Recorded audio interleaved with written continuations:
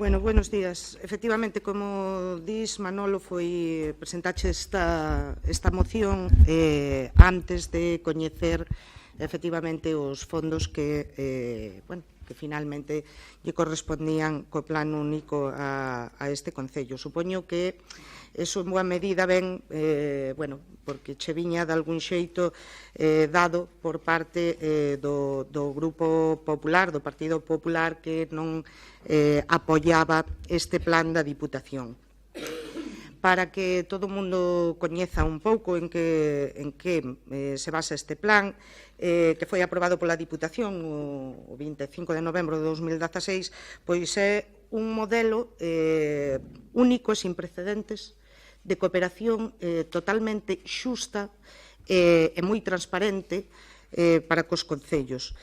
Eu o outro día facía, ademais creo que dixen que quería facer unha defensa a ultranza deste plan por varios motivos, non?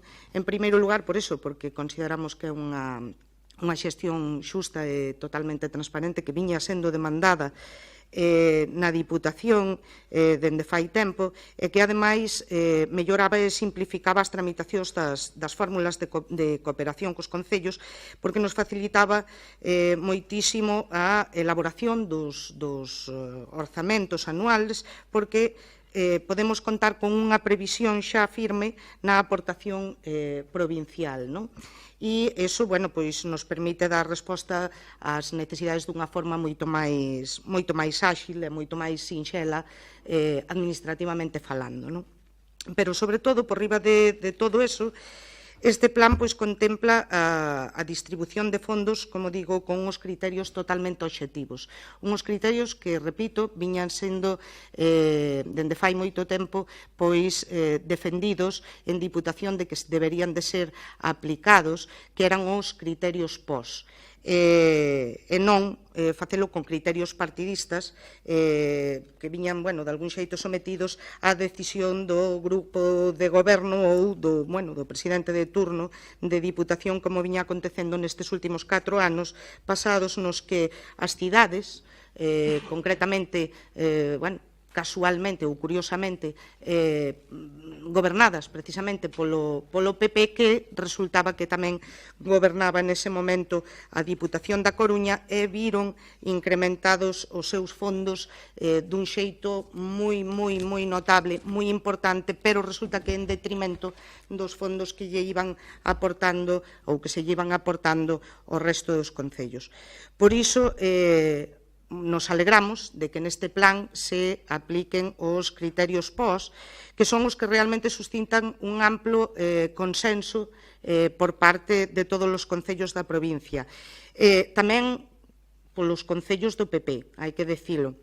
O seu propio portavoz na Diputación facía unha defensa en certo xeito deste plan, porque efectivamente recoñecía que daba autonomía, devolvía autonomía aos concellos e que permitía, ademais, ata un 60% para gasto corriente, que beneficiaría a moitos concellos que actualmente non tiñan liquidez para, en moitos casos, para pagar hasta os folios, non? E que, ademais, recoñecía que contribuiría a que, en un breve prazo de tempo, en torno a uns 2 anos, a deuda dos concellos desaparecera. Pero tamén é verdad que decía que o problema realmente, ou que se derivaba da súa intervención, é que o problema viña porque lle quitaba autonomía política á Diputación. Ese é o problema que lle pon o Partido Popular a este plan. Nos, como repito, o que lle vemos son todas as ventaxas por esa autonomía que nos dá aos concellos, porque vai beneficiar moitísimo aqueles concellos que se atopen nunha situación económica difícil ou dificultosa, porque lles vai a dar, vai nos a dotar de liquidez para gasto corrente e, ademais, lles vai a facilitar cancelar as deudas que teñamos. Non nos olvidemos de que este plan inclúe o PAI, de tal xeito que os concellos poderán ter diñeiro a coste cero e poidan así cancelar as deudas cos bancos, que aí sí que teñen que pagar intereses. Ademais, dende Diputación se dixo en moitas ocasións que non é un plan cerrado, e así consta tamén nas bases deste plan, porque a Diputación irá incrementando a súa dotación orzamentaria con cargo aos remanentes dos que dispoña ao longo do exercicio, concretamente, pois, xa a falar deste mesmo exercicio. E, repito, danos aos concellos unha total autonomía, que é algo moi de agradecer, pois, despois, sobre todo, dos recortes de competencias aos que nos vemos sometidos por parte do Goberno do Estado, dos que viñamos falando, pois, precisamente fai un momento, no debate dos orzamentos. E añadir que con este plan, ademais, non se nos exixe cofinanciación municipal, como pasaba cos planes anteriores nos que, se daban as subvencións finalistas, que si que tiñan que ter unha parte de cofinanciación por parte dos concellos. Vendo e analizando todos estes datos, sobre todo os datos concretos do Concello das Pontes, pois vemos que concretamente nos achega este plan 1.552.000 euros, invertir nas obras que xa, nos distintos investimentos que trouxemos ao pleno pasado, e, que se ve incrementado. Non é só que se manteña como ti plantexas na túa moción, sino que se ve incrementada a aportación da Diputación. E sí que me gustaría, xa vendo a moción que presentas, pois a mí sí que me gustaría deixar de manifesto un dato que creo que é moi importante, e é un dato comparativo que me parece, non sei se decir triste, pero é o que hai, e sí que me gustaría deixalo de manifesto. A Diputación da Coruña, con este plan único, destina 74 millóns de euros, que reparte, repito, con criterios obxectivos e transparentes, cos criterios POS, entre 93 concellos da provincia. Ademais, como é un plan aberto, un plan dinámico que permite a incorporación de remanentes, pois está previsto ou calcula que vai a incorporar máis de 20 millóns de euros de remanentes cando acabe a este plan, antes de que acabe o ano. En total, podemos decir que a Diputación da Coruña vai a repartir entre 93 concellos da provincia en torno a 100 millóns de euros.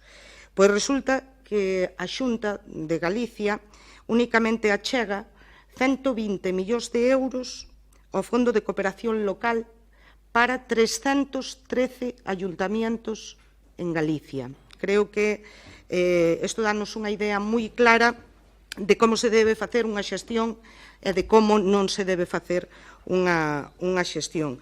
Por iso, nos queremos presentar unha moción que vos din antes de empezar este pleno, porque cremos que, como cremos neste plan, como vemos a repercusión positiva que ten para todos os concellos da provincia da Coruña, pois nos gustaría que a Xunta fixera o mesmo tipo de reparto ao Fondo de Cooperación Local para todos os concellos de Galicia.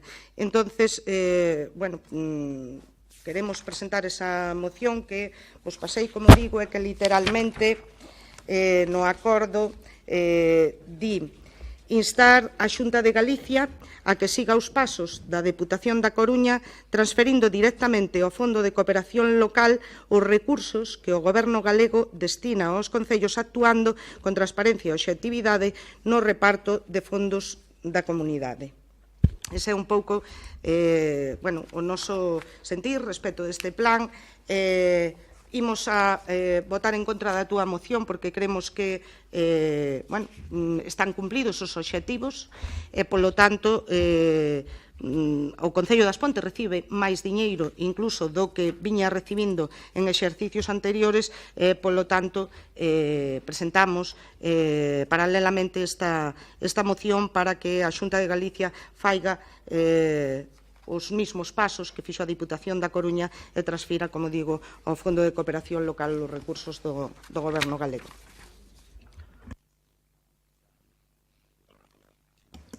Bueno, respecto a lo que planteas de la moción que presenta el Partido Popular, evidentemente, ya te digo, por un lado hay esa diferencia de interpretación. Si quitásemos el campo de hierba artificial, que era algo que hacía antes la Diputación con otros concellos, pues a lo mejor sí que estamos recibiendo menos dinero, pero bueno, no es lo que me interesa. Lo que me interesa es que As Pontes, con este plan o sin él, que reciba como mínimo los que venía recibiendo. Si me dices que este año recibe más, perfecto. Puedo extender la moción a que los próximos cursos políticos que quedan de legislatura, tanto en la Diputación como en este Ayuntamiento, que se mantenga el mismo criterio. Está el alcalde aquí, puede afirmarlo. Por otro lado, me estás diciendo que antes había un criterio partidista. Discrepo bastante porque había otros criterios a lo mejor, pero eran también objetivos. Y de hecho, As Pontes era uno de los ayuntamientos que de sus características más dinero recibía. Y si no, solo hace falta tirar de hemeroteca para ver los cruces de agradecimiento que había en aquellos momentos entre nuestro alcalde y el que por entonces era presidente de la Diputación, ¿no? En cuanto a que este plan único facilita las cosas, sobre todo a la hora de la gestión, yo debería entender que sí también, porque pasamos de gestionar 11 líneas de subvenciones y varios planes a uno, pues sí que yo también entendería eso, por lo menos sobre el papel, que eso iba a facilitar la gestión. Sin embargo, la práctica de este Concello ha sido convocarnos a una comisión urgente sin poder ver documentación y que se proponía hasta ese mismo momento, un día antes, para ir a un pleno a aprobarse porque se nos acababa el plazo. O sea que, pues a lo mejor sí que esta gestión de la Diputación facilita las cosas, pero bueno, en este Ayuntamiento de momento no lo hemos visto. No sé de quién ha sido el error o el despiste. Y respecto a la moción que vosotros presentáis, pues, hombre, francamente, creo que hay una total confusión entre cuáles son las atribuciones y el papel de una Diputación y cuáles son las atribuciones, el papel y las competencias de un gobierno autonómico. Bueno, non sei por onde contestarche, porque volves a falar do tema do campo de herba artificial. Efectivamente, a Diputación tiña un plan, pero dende fai moitísimos anos, non foi nesta última legislatura do Partido Popular, sino que era un plan que viña dende hai moitísimos anos para facer os campos de herba artificial, e as circunstancias das Pontes pois non eran as que permitiran que a Diputación fixera ese campo de herba artificial. O mellor, si souberan feito as cousas no pasado ben, pois os campos de fútbol xa foran propiedade do Concello e, polo tanto, a Diputación podería incluir ese campo de herba artificial naquel momento cando había ese plan para os concellos. Non era o caso. As Pontes non tiña un campo de fútbol de titularidade municipal e, polo tanto, non se podía levar a cabo non nos podíamos acoller a ese plan de Diputación. En calquer caso, facémolo agora, xa foi debatido o día do pleno, foi debatido hoxe outra vez este mismo asunto neste mismo pleno, falando dos presupostos, e, repito, finalmente os cartos siguen a vir de Diputación. E, finalmente, o campo de herba artificial se fará tamén con cartos de Diputación. E o importe é, efectivamente, un importe elevado, pero polas circunstancias e as condicións que moi ben explicaba antes o meu compañeiro Toni, de cal é o tipo de campo que se vai a facer e de cal vai a ser ese uso. O proxecto require dese investimento, non? dices que non ves unha xestión áxil porque se che presentaron as obras un par de días antes do pleno. Bueno, é que a tramitación das obras, neste caso da priorización, ademais, pois teñen un arduo traballo detrás e, como moi ben sabes, hai que facer os proxectos e, polo tanto, tamén levan un tempo e, ao final, bueno, pois se presentan en calquer caso en legal forma, cumplindo o procedimento nas comisións informativas que se fan, efectivamente, para traer ao pleno. Non sei se me olvida algo, decir que, bueno, a Diputación da Coruña este ano, repito, nos toca ou nos reparte nese reparto que fai, como digo, con criterios obxectivos, 1.552.000 euros, pero por poñerche unha comparativa, decir que no ano 2014 goberno aínda na Diputación do Partido Popular, o Concello das Pontes recibiu 979.282,34 euros. É dicir, creo que a diferencia é considerable en calquer caso, non? E decir tamén que a Diputación da Coruña aínda podería aportar máis diñeiro aos concellos, pero resulta que o Ministerio de Facenda, curiosamente do PP, Manolo, impide superar o teito de gasto, como moi ben sabes, bueno, xa sabedes, o que falábamos antes, Lei Montoro, Lei de Racionalización Administrativa, en fin, pois sería necesario eliminar esa lei, derogar esa lei e permitir tamén que a Diputación e tamén os concellos, repito, que teñen remanentes positivos de tesorería, pois poidan investilo, non? A Diputación, neste caso, se non tuvera que estar limitada con ese teito de gasto, pois podería repartir moito máis diñeiro para os concellos. Nada máis que añadir.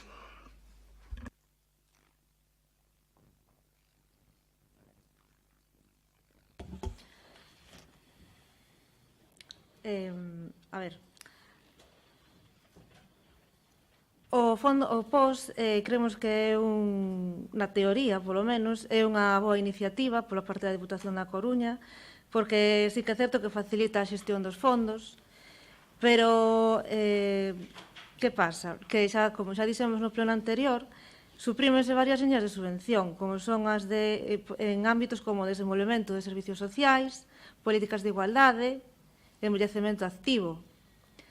Este Concello de 1,5 millón de euros que recibiu polo POS non presentou ningún proxecto para estes ámbitos. Entón, o POS é un bon instrumento? Sí, pero debese de controlar por parte da Diputación en que se gastan eses fondos.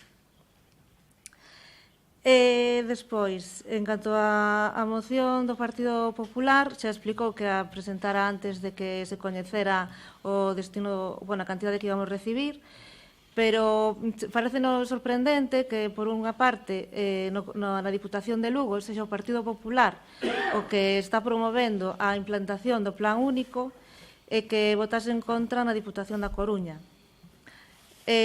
Votou en contra porque decía que vaciaba a Diputación de fondos. Agora presenta esta moción e quere que se aplique o remanente a nutrir outra vez o POS. Eu non me equivoco, ese remanente, que o diga o alcalde, pero non se destina para parte, para adecentar as pistas, a rede de estradas da Diputación. Entón, estaríamos perdendo os servicios que temos a Diputación, se o entendín ben. En canto á moción presentada polo PSOE, a ver, di que a Diputación actúa con transparencia e objetividade. Non o nego, pero dende logo que neste Concello a transparencia e a objetividade brillou pola súa ausencia. Como ben indicou tamén Escourido, citóusenos para unha comisión un día ás 3 da tarde, no meu caso foi despois das 3 da tarde, o Concello estaba pechado, tivemos 4 horas para mirar un montón de expedientes que era así, por 4, unhos expedientes que, según informou Alén, me parece, ou Toni, dixeron que levaban 2 anos traballando neles, en ningún momento se nos deu acceso a eles. Entón, creemos que a transferencia de objetividade neste Concello pois, non se están levando a cabo. Por outra parte, na moción que presentamos, que analizaremos despois, apostamos pola eliminación progresiva das diputacións, o seu vaciamento de competencias. Polo tanto, tampouco creemos que a Deputación teña que asumir esta xestión do Fondo de Cooperación Local ou máis fondos para a súa xestión.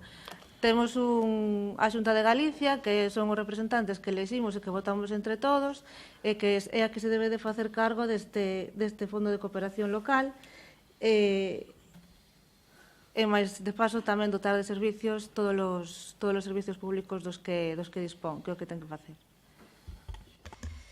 Bueno, eu pouco máis que debatir, volves ti falas tamén sobre este carro que decía Manolo de falta de transparencia. Eu non sei onde está a falta de transparencia a que vos remitides. Supoño que é un arma política que estás no voso dereito a utilizar, pero, sobre todo, eu o que vos pediría é que non faltedes á verdade. É dicir, aquí as comisións informativas, que para iso son comisións informativas, se plantexan e se poñen conforme a legalidade vixente, se establecen e se vos notifican en legal forma. Polo tanto, tedes o plazo que así está establecido para revisar toda a documentación e estudiala. E máis, para iso tamén se fai a comisión informativa, por se hai algunha dúbida que poidades plantexala e para poder falar sobre as distintas cuestións que se van a levar ao pleno. O sea que, nese sentido, pouco máis que añadir. Nos remitimos, como digo, respecto da moción de Manolo. Eu facía constancia de que nos gustaría que traemos esta outra moción para presentar nós, que é unha moción que a presento agora, e falo dela agora porque vai un pouco na línea da que presenta o Partido Popular, e que habrá que incluíla tamén na orde do pleno. E pouco máis, despois do outro, do tema que plantexas agora ao final, falaremos tamén na vosa moción. Sí, hola, bo día. Nos, a respecto desta moción presentada polo PP sobre o plan único, imos votar en contra.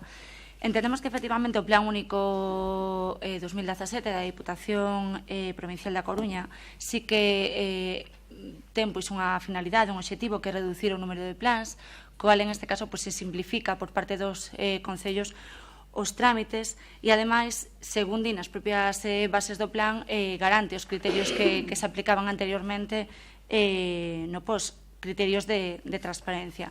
Si ben isto é certo e entendemos que a moción do PP onde se pide que se garanta o importe, polo menos, dos planes anteriores nos concellos a partir do ano 2017, entendemos que xa está, é dicir, que se garante e, polo tanto, non é necesaria dita moción. Tamén entendemos que, efectivamente, se suprimen unha serie de liñas de axuda que, si ben ese remanente económico se inclúe en outras partidas, deixa, pois, a respecto de servicios sociais importantes ou culturais, ao bon facer dos concellos, pois, a dotación de partidas presupostarias dos concellos a este respecto. E, en ese sentido, pois, sí que entendemos que pode haber, pois, quizá un pouco de indefensión ou de desigualdade respecto de planes anteriores, pois, dentro destas líneas de axuda. Cando se fala de criterios transparentes ou criterios de transparencia no POS, un deles é que un 15% dese presuposto, deses cartos, van para as parroquias, dentro de cada concello. No Concello das Pontes, ese 15% que se aplica por criterios de número de parroquias, entendemos que non debe ser de moita importancia, porque o investimento real dese 1,5 millón de euros que presentaba desa semana pasada, o Plan Único, pois non ten demasiada repercusión para vos. Antes decía Monse, falaba do tema do campo de fútbol. O campo de fútbol efectivamente sigue sendo de titularidade privada, non municipal, e, sin embargo, ides a recibir un importe de máis de 600.000 euros para ese campo de herba artificial que en outros concellos se fixo non dentro dos cartos do POS, sino como unha liña directa de axuda. E dende 2007 tamén tivechedes posibilidade de cambiar esa titularidade do campo de fútbol, non? Entonces, imos votar en contra da moción do PP. Si ben é certo que non estamos de acordo en como se decidiu dentro do Concello das Pontes a administración de recursos do Plan Único, queremos que os criterios de administración non son efectivamente de transparencia. E a moción que presentades, que é curioso que vos podades presentar mocións así no pleno, no momento en que chegamos aquí, sin que pase nada, e cando as presenta o BNG ou cando presentamos acordos, pois nunca vos parece ben. Entonces, a respecto da moción do PSOE, estamos efectivamente de acordo en que a Xunta de Galicia ten que seguir criterios onde se coopere cas administracións locais, con transparencia e objetividade. Incluiríamos tamén que estes criterios de transparencia e objetividade se deben aplicar ao conxunto de plans e programas que desenvolve o Goberno galego, contando sempre ca negociación previa da FEGAMP. Bueno, por contestar un pouco, primeiro, que me digas que nos podemos presentar unha moción así e vos non, tampouco cho acepto, me vas a permitir, Silvia, porque no pasado pleno vos presentastes unha moción así. Eran acordos, non unha moción. Bueno, trouxéchedes tamén así. Aquí o que se ten falado é mocións orais non, porque non dá tempo a preparalas ou a velas tal, pero non é a primeira vez, non sei as que van, pero van moitas veces en que traedes mocións escritas, presentades xusto no momento de empezar este pleno e se aceptan e se votan a favor para incluir na orde do día. Repito, non é o caso das mocións orais, pero sí, porque xa estén falado aquí, pero sí das mocións escritas, en varios casos se aceptaron e se votou a inclusión, favorablemente a inclusión na orde do día en varias ocasións, non en unha, en máis de unha, vosas. Falas que, efectivamente, o plan reduce algunhas liñas de axuda. Vamos a ver, eu explicaba o outro día, no pleno anterior, cando falábamos deste plan. Repito, este plan dalle tantísima autonomía aos concellos que permite que destinar eses cartos que nos dá ás prioridades que teña o concello inmediatas, pero che está facilitando liquidez porque non estás a consumir fondos propios, co cal vas a ter máis fondos propios para poder executar todas aquelas outras inversións ou suplir partidas de outros departamentos, como pode ser o caso dos servicios sociais. Efectivamente, hai que confiar un pouco no bo facer dos concellos e na responsabilidade dos concellos para levar a cabo ese mantemento do resto de servicios. Pero, é dicir, os cartos veñen por un lado, eso che facilita non ter que gastar dos que xa tes propios, de fondos propios, co cal che libera diñeiro para poder repercutilo neses servicios, nesas liñas que deixa de subvencionar a Diputación.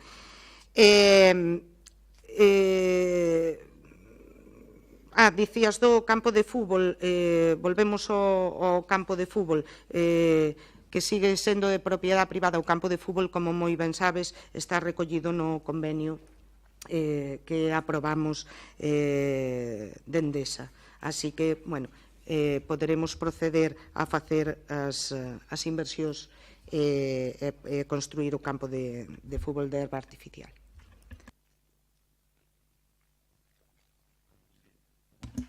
Me gustaría facer unha pequena reflexión sobre esta moción que presenta o Partido Popular para intentar garantir, según propón, que a Diputación garantice que o Concello das Pontes de García Rodríguez, como mínimo, non verá reducidos os ingresos totales que percibió el año pasado del ente provincial a través del Plan de Obras y Servicios, el Plan de Acción Social y el Plan de Ahorro e Investimentos y 11 líneas de subvenciones en cultura, deportes, promoción económica, turismo, desarrollo de servicios sociales, igualdad, envejecimiento activo. É un segundo punto onde pide que a Diputación da Coruña se compromete a incluir na partida presupuestaria con la que arranca el Plan Único dos concellos los remanentes de tesorería que se vayan generando a lo largo do exercicio económico 2017. Bueno, eu, ao respecto, simplemente decir que esta moción, a verdad, que xa tamén a debatimos, lógicamente, no pleno da Diputación, é unha moción exactamente igual, bueno, non podemos votar a favor, ni moito menos, porque a petición en sí mesma, as dúas, son contradictorias, non? A primeira pide que se perciba como mínimo as mesmas cantidades. Bueno, unha boa parte dos ingresos que perciben os concellos da provincia a través dos plans de Diputación, xa fora a través do antigo DTC ou do que incorporamos nós na Diputación, o Plan de Acción Social, ou agora o Post Plus, proveñen dos remanentes dos exercicios anteriores e, polo tanto, non se pode garantir eso. Neste caso se pode garantir porque, como ben decía antes Monse, a Deputación ten remanentes por valor de 70 millóns de euros pendentes de aplicación polas limitacións presupuestarias do Ministerio de Facenda, que impide, a pesar de que unha Deputación con débeda cero, sin ningún tipo de débeda nin con proveedores ni con entidades bancarias, ten 70 millóns de euros de remanente que podían estar na rúa xerando actividade económica, xerando impostos incluso para ser recadados polo Estado, e non se poden poñer en marcha nin atribuirlos aos concellos precisamente por esa limitación legal, 70 millóns de euros. O Partido Popular recoñeceu e recoñece que o plan é un plan que dota de autonomía local aos concellos, que gaña axilidade na súa tramitación, pero, en cambio, é un mal plan porque lle resta protagonismo á Deputación da Coruña. E, claro, contra eso é difícil de votar a favor. É dicir, por unha parte, dota de autonomía local, por suposto. O decía antes a portavoz de Xuntos, e decía tamén a portavoz do BNG, falaban de que había que estar vixiantes respecto das liñas de subvencións que se suprimen, que son 11, e se dá aos concellos a liberdade de escoller a que destiñan esos recursos económicos. Pois claro, iso é o principio de autonomía local, que recolle a Lei de Bases de Réxime Local, que recolle a propia Constitución e recolle o sentido común. É dicir, naide mellor que os concellos coñecen as necesidades dos seus veciños e veciñas e, por tanto, esa liberdade vai implícita no plan único da Deputación.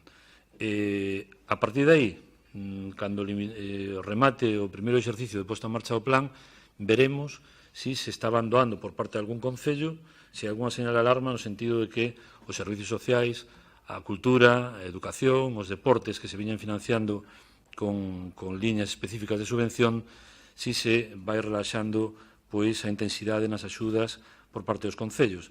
Si iso ocorre, a Deputación, lógicamente, tomará medidas porque non é a filosofía do plan, sino confiar na autonomía local. Aquí non hai termos medios. Ou confías ou non confías. E, por tanto, nós, desde a Deputación, confiamos, lógicamente, na autonomía local. E aquí, no Concello das Pontes, lógicamente, valoramos que se confíe na autonomía local para nos decidir, conforme, como decía Bentoni, escoitando os colectivos sociais, escoitando a xente na rúa, a que destiñamos os fondos que proveñen da Deputación. Unha Deputación que no ano 2014, por comparar, aportaba ao Concello das Pontes 1.078.000 euros, no ano 2016 aportou 1.684.000 euros e no ano 2017 1.800.000 euros. No Plan de Obras e Servicios do ano 2017, que se aprobou outro día, con inversións na Avenida de Galicia, na calle San Juan, na Plaza Hospital, Avenida da Coruña, no Caxete, en Terbá, renovación de Rúa Chamoselo, campo de herba artificial. Un campo de herba artificial que alegaba Manolo Escourido que debería de facer a Deputación como facía antigamente. Eu estou de acordo. É dicir, antigamente se facía a través dun plan que durou 2 anos, desde o ano 2005 ao ano 2007, con un goberno bipartito na Deputación, durou 2 anos e despois hubo unha extensión durante outros 2 anos para financiar a iluminación desos campos de fútbol. Pero ese plan, que pasou por aquí polas Pontes e non nos enteramos, fixo que prácticamente todos os concellos da provincia tiveran campo de herba artificial, prácticamente todos. E me remito a que Somozas ten campo de herba artificial, Somozas, que ten 1.100 habitantes, Capela, que ten 2.000 habitantes, ten campo de herba artificial, prácticamente todos, Pontedeume, todos, as Pontes non o ten. Iso ten unha explicación a explicación, que non nos corresponde a nos dala, que non gobernábamos naquel momento, o que sí é certo que as liñas de Diputación, como dixo antes Monse, espero que quedara máis explicado, exixía que o Concello tuvera un campo de erva artificial da súa titularidade. Non o tiña, os campos de erva do que hai no Concello das Pontes eran propiedade de Endesa, xestionados polo Club Deportivo As Pontes. Hoxe en día, a raíz do convenio con Endesa, nos permite decir que temos campos de erva artificial titularidade pública, que xa non nos vale para digamos, que seña financiado ese campo de erva artificial pola Diputación por un plan que só durou 2 anos, do 2005 ao 2007, pero si nos permite que haxe un campo de erva artificial non de 7.000 metros, sino de 11.000 metros, e, polo tanto, como decía Antonio Alonso, con carácter polivalente para ser utilizado por outras disciplinas deportivas, tamén financiado pola Diputación da Coruña. A única diferencia é que o nome do plan era un e o nome do plan agora é outro ben distinto. No plan de obras e servicios da Diputación do ano 2016 financiáronse distintas obras, o acondicionamento de beirarrúas na Rúa Irmás Toxeiro, a Rúa Alcalde José Vilaboi Pajón, na Rúa Soutomayor e mellora de seguridade viaria na Rúa Saúde. Tamén se financiou con cargo ao POS da Diputación no ano pasado a mellora de servicios e pavimentos no poblado do Barreiro, cuarta fase, xa unha cuarta fase, igual que no resto de poblados que se recibiron de Endesa no seu día. Mellora de seguridade viaria, renovación de saneamento na Avenida das Campeiras e actuación de seguridade viaria na Rúa Covelos. Tamén se financiou con cargo da Diputación o ano pasado a rehabilitación e conservación no pabillón do Colexio Público da Madalena. Tamén a reparación de estradas no Pazo, en Teixedelos, na Casa do Vento, no Mazcoto e no Carballal. Tamén se aprobou o ano pasado, con cargo á Diputación, a través do seu plan de medio ambiente, a adecuación e mellora das zonas verdes do Parque Municipal, a renovación da zona verde do parque de aquí diante do Concello. Por outra parte, se firmou coa Diputación un convenio específico para financiar as beirarrúas en Os Chaos, que está en execución a data de hoxe, e a acondicionamento da Rúa Alexandre Bóveda, segunda fase, a calle coñecida como Calle dos Taxis, que será financiada con cargo da Diputación e que se empezará a executar en breve plazo. Recibeu no ano 2016 para promoción turística, socorrismo, rede cultural, igualdade, embellecemento, técnicos de museos, técnicos deportivos, etc., recibeu da Deputación o Concello das Pontes 225.000 euros. E no ano 2015, a través do Plan de Acción Social, que foi un plan incorporado novedosamente pola Deputación nese mesmo ano e que sustituía a un plan que se chamaba DTC, se aprobou a mellora da accesibilidade e pavimentación na Rúa Rosalía de Castro, que en breve empezará a súa execución tamén, mellora da accesibilidade e pavimentación na Rúa do Concello, que é a rúa que hai detrás xusto da Casa do Concello e que é a que nos queda un pouco por renovar no entorno da Casa Consistorial, reparación de estradas na Avenida de Vilalba, Rúa Xermade e a Cubeliña, mellora da accesibilidade e pavimentos na Avenida Castelao, asfaltado de estradas en Bidoiral, Palmeiro e Porto do Liño, que está en licitación e en breve se iniciará a súa execución, e a reparación de estradas no Vilar, Os Regalados, A Graña, Sexe e Recemonde. Coa mesma situación, está en licitación e en breve verá a súa execución. E tamén financiamos con cargo da Deputación a mellora de pavimentos no Poblado do Barreiro, a terceira fase, actuacións de mellora de pavimentos na Rúa Expresa de Alende, Coirero, Ronda do Poblado, Avenida de Vilalba.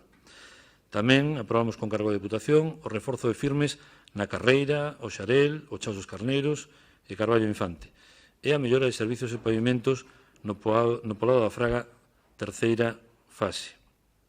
En canto a subvencións, no ano 2015, recibimos para promoción turística, socorrismo, rede cultural, igualdade, embellecemento activo, técnicos de museos e técnicos deportivos un total de 180.000 euros. Por lo tanto, creemos que este plan suprime a tramitación de 1.000 expedientes na provincia da Coruña, o cal redundará en maior axilidade, redundará en poñer os recursos económicos nas más da sociedade no menor tempo posible, porque son 1.000 expedientes menos, nun momento onde a carga administrativa cada vez é superior, está paralizando en boa parte a economía. Por outra parte, cree na autonomía local e por eso non podemos apoiar esta moción, nin no segundo punto tampouco, porque, como ben decía a portavoz de Xuntos, os remanentes que obtén a Deputación do exercicio anterior valen tamén ou se adican a financiar multitud de inversións de todo tipo, desde complementar plan de empleo, complementar, como decía, o mantenimento dos bieis provinciais, etcétera, etcétera, etcétera, e destinar todos os remanentes ao plan único de obras e servicios sería unha barbaridade que, lóxicamente, non se pode levar a cabo. É unha petición sin moita cabeza por parte de quen a presentou no seu día, porque sabe perfectamente como funciona a Deputación, pero en calquer caso non podemos votar a favor dela. Procedemos á votación da moción. Votos a favor? En contra?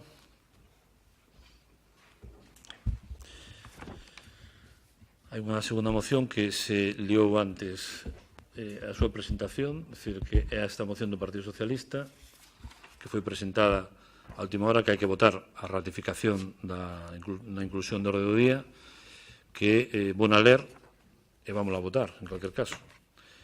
A moción di: o Plan Único de Concellos aprobado pola Deputación da Coruña no pleno do 25 de novembro de 2016 é un modelo novo de cooperación entre a Deputación e os concellos que, sobre todo, mellora e simplifica as fórmulas de cooperación cos concellos, facilitándonos os concellos a tarefa de elaboración do orzamento anual, porque podemos contar cunha previsión firme na aportación provincial, permitíndonos así dar resposta a situacións e necesidades concretas e simplificando ao mesmo tempo as tarefas administrativas coa consecuente rebaixa na sobrecarga de traballo do persoal dos concellos.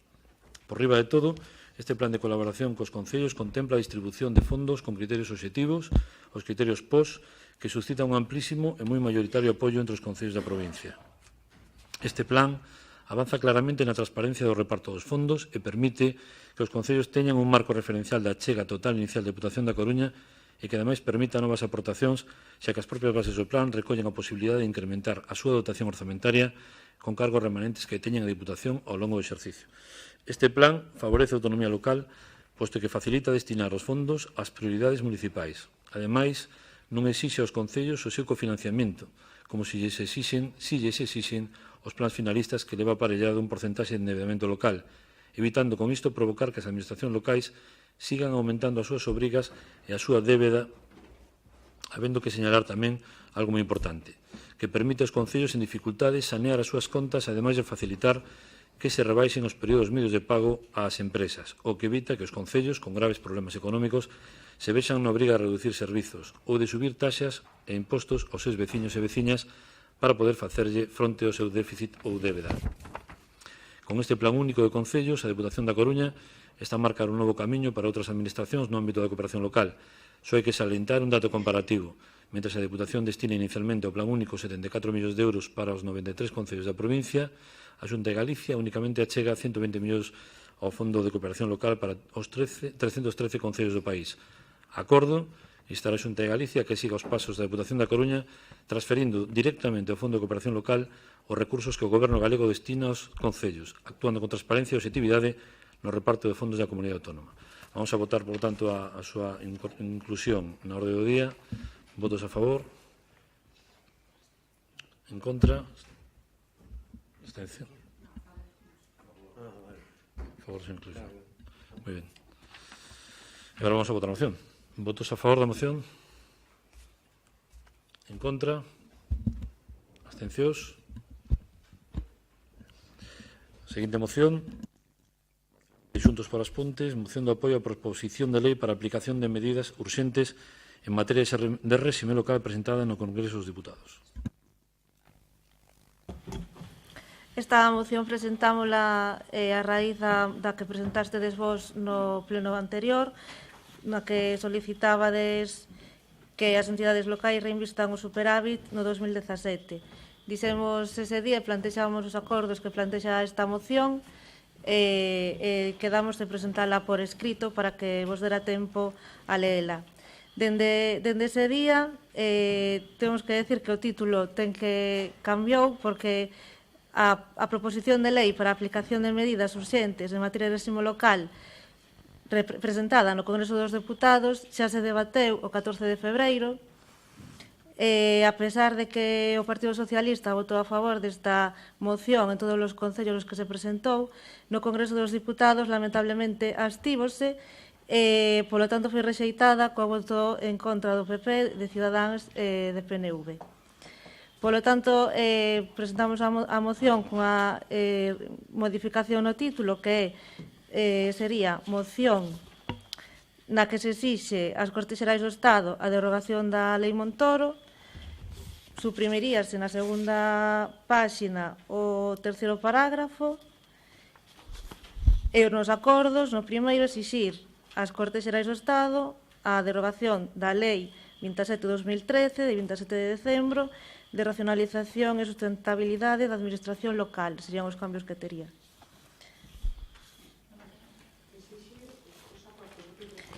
En vez de apoiar a tramitación ás Cortes Xerais, sería exixir ás Cortes Xerais do Estado a derogación da Lei 27/2013.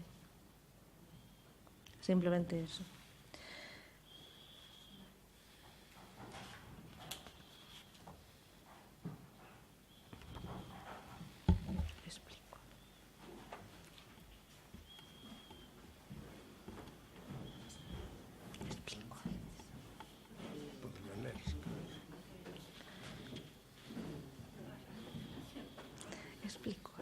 Teño que explicar ahora ou vamos a ratificar a urxencia. Votos a favor?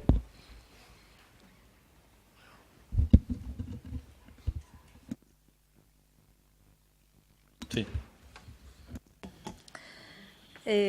Pois nada, simplemente, como xa estuvemos dicindo ao largo de toda a mañá, que exiximos a derogación da Lei Montoro porque asfixia a administración local.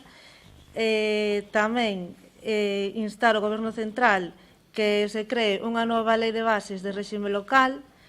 Tamén instar á Xunta que se elabore unha nova lei de facendas de Galicia que amplía a participación dos concellos nos ingresos da comunidade autónoma e redefina os actuais mecanismos de reequilibrio territorial, e que se modifique a Lei 5/2014 de 27 de maio e a Lei de Administración Local de Galicia e de delimitación e coordinación das deputacións, porque dende Xuntos polas Pontes o que promovemos é que se vayan suprimindo paulatinamente as competencias da Diputación e que se vayan trasvasando aos concellos, porque son a administración que está máis próxima ao cidadán e a que mellor sabe das necesidades dos cidadáns e mellor pode xestionar os recursos dos que se pode dotar.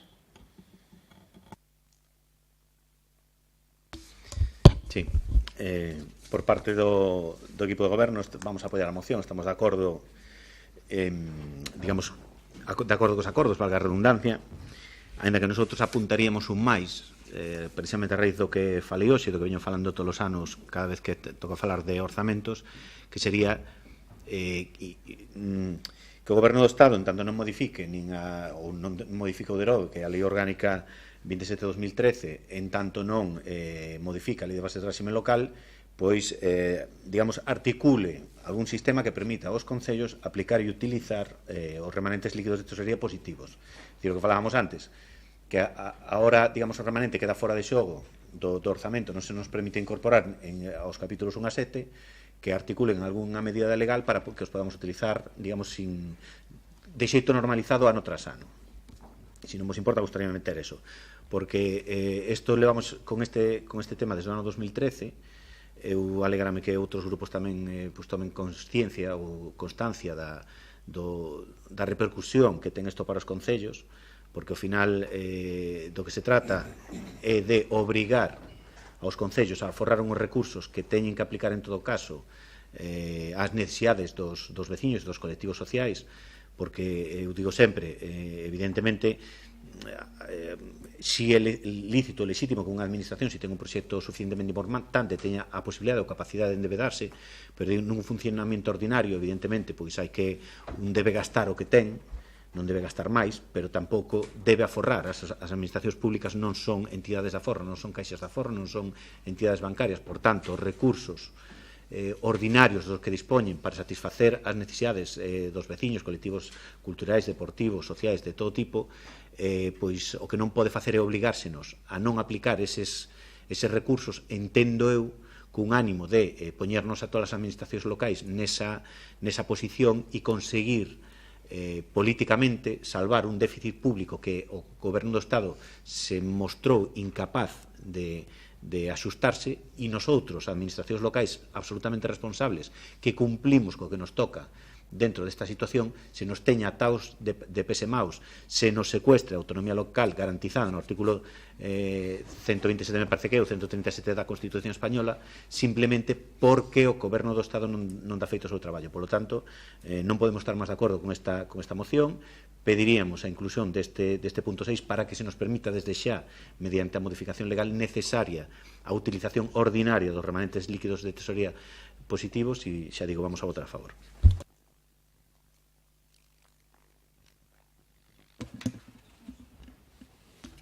Sí, nós nesta moción que presentades efectivamente estamos de acordo, non? Pero tamén entendemos que dentro do BNG que a reforma do financiamento local ten que vir precedido dunha reforma do financiamento para Galiza, e para iso entendemos que é necesario a creación dun concerto económico.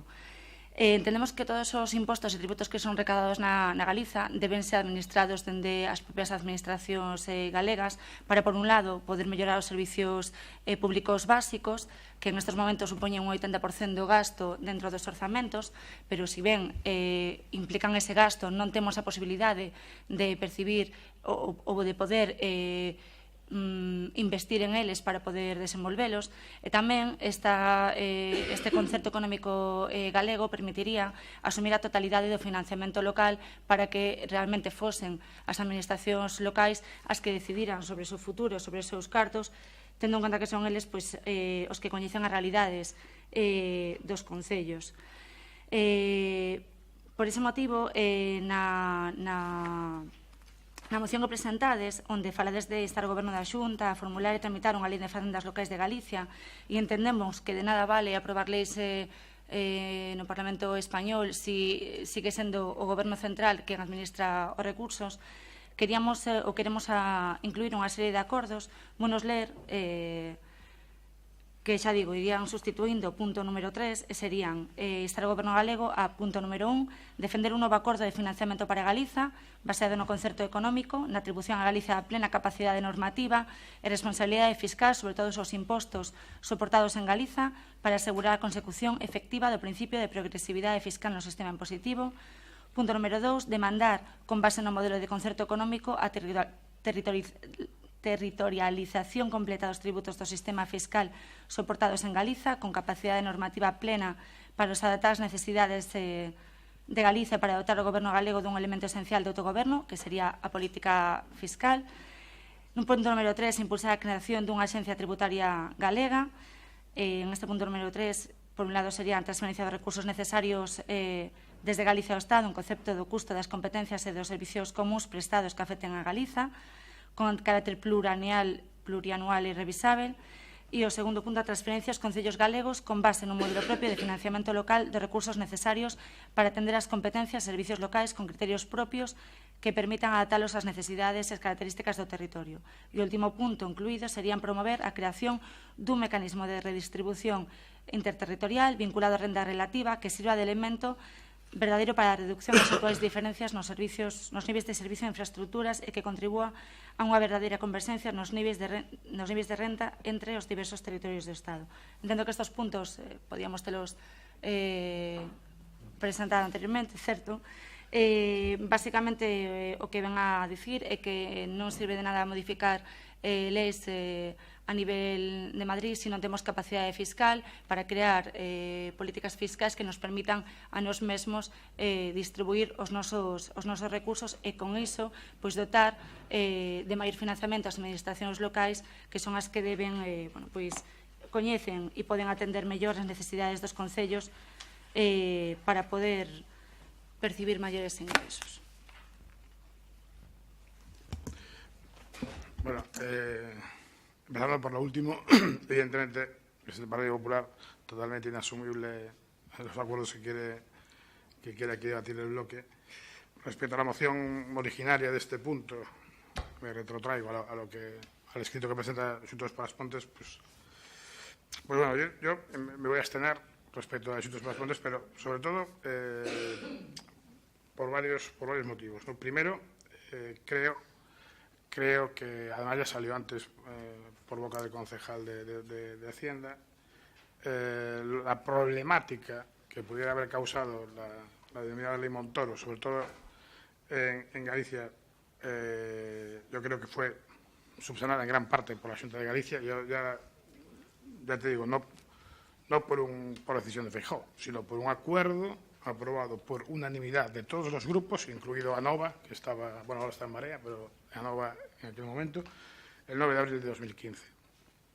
Puntos en relación a los recursos, a la autonomía del manejo de recursos, al estudio de la propuesta de una reforma de ley local para Galicia, etcétera, etcétera. Respecto al funcionamiento de la propia ley, evidentemente, sí que ha constreñido la autonomía local en algunos casos más que en otros. Evidentemente, yo no tengo conocimiento de ningún concello de Galicia que haya dejado de prestar algún servicio básico. Bueno, el de Santiago, que dejó de asfaltar las calles. Creo que desde la Xunta de Galicia se garantizó que los concellos pudieran prestar los servicios públicos que ya estaban prestando antes, y todos aquellos, siempre y cuando no se endeudaran. Y, evidentemente, creo que eso ha contribuido a la mejora de las finanzas locales de la mayoría de los ayuntamientos de España, reconociendo al mismo tiempo que el caso de As Pontes es diferente.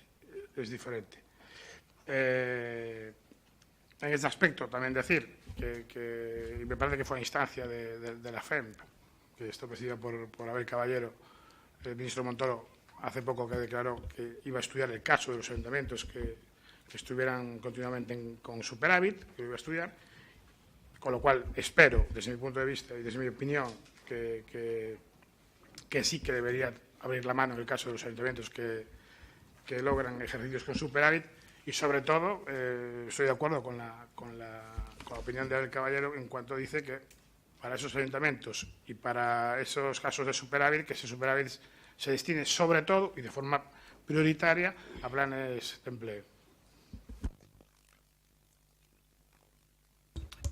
Pola nosa parte, me aclarar un par de cuestións. Podo coincidir efectivamente co que di Manolo, por parte de eu levo desde o ano 2013 mostrando o profundo desacordo con esta lei, este tipo de medidas, fundamentalmente pola propia experiencia para este Concello das Pontes. É obvio que hai moitos máis concellos, sobre todo andando o tempo, que resolveron os seus problemas e que hoxe en día teñen superávits. Polo tanto, esta normativa hai tempo que perdeu a súa virtualidade ou a súa razón de ser.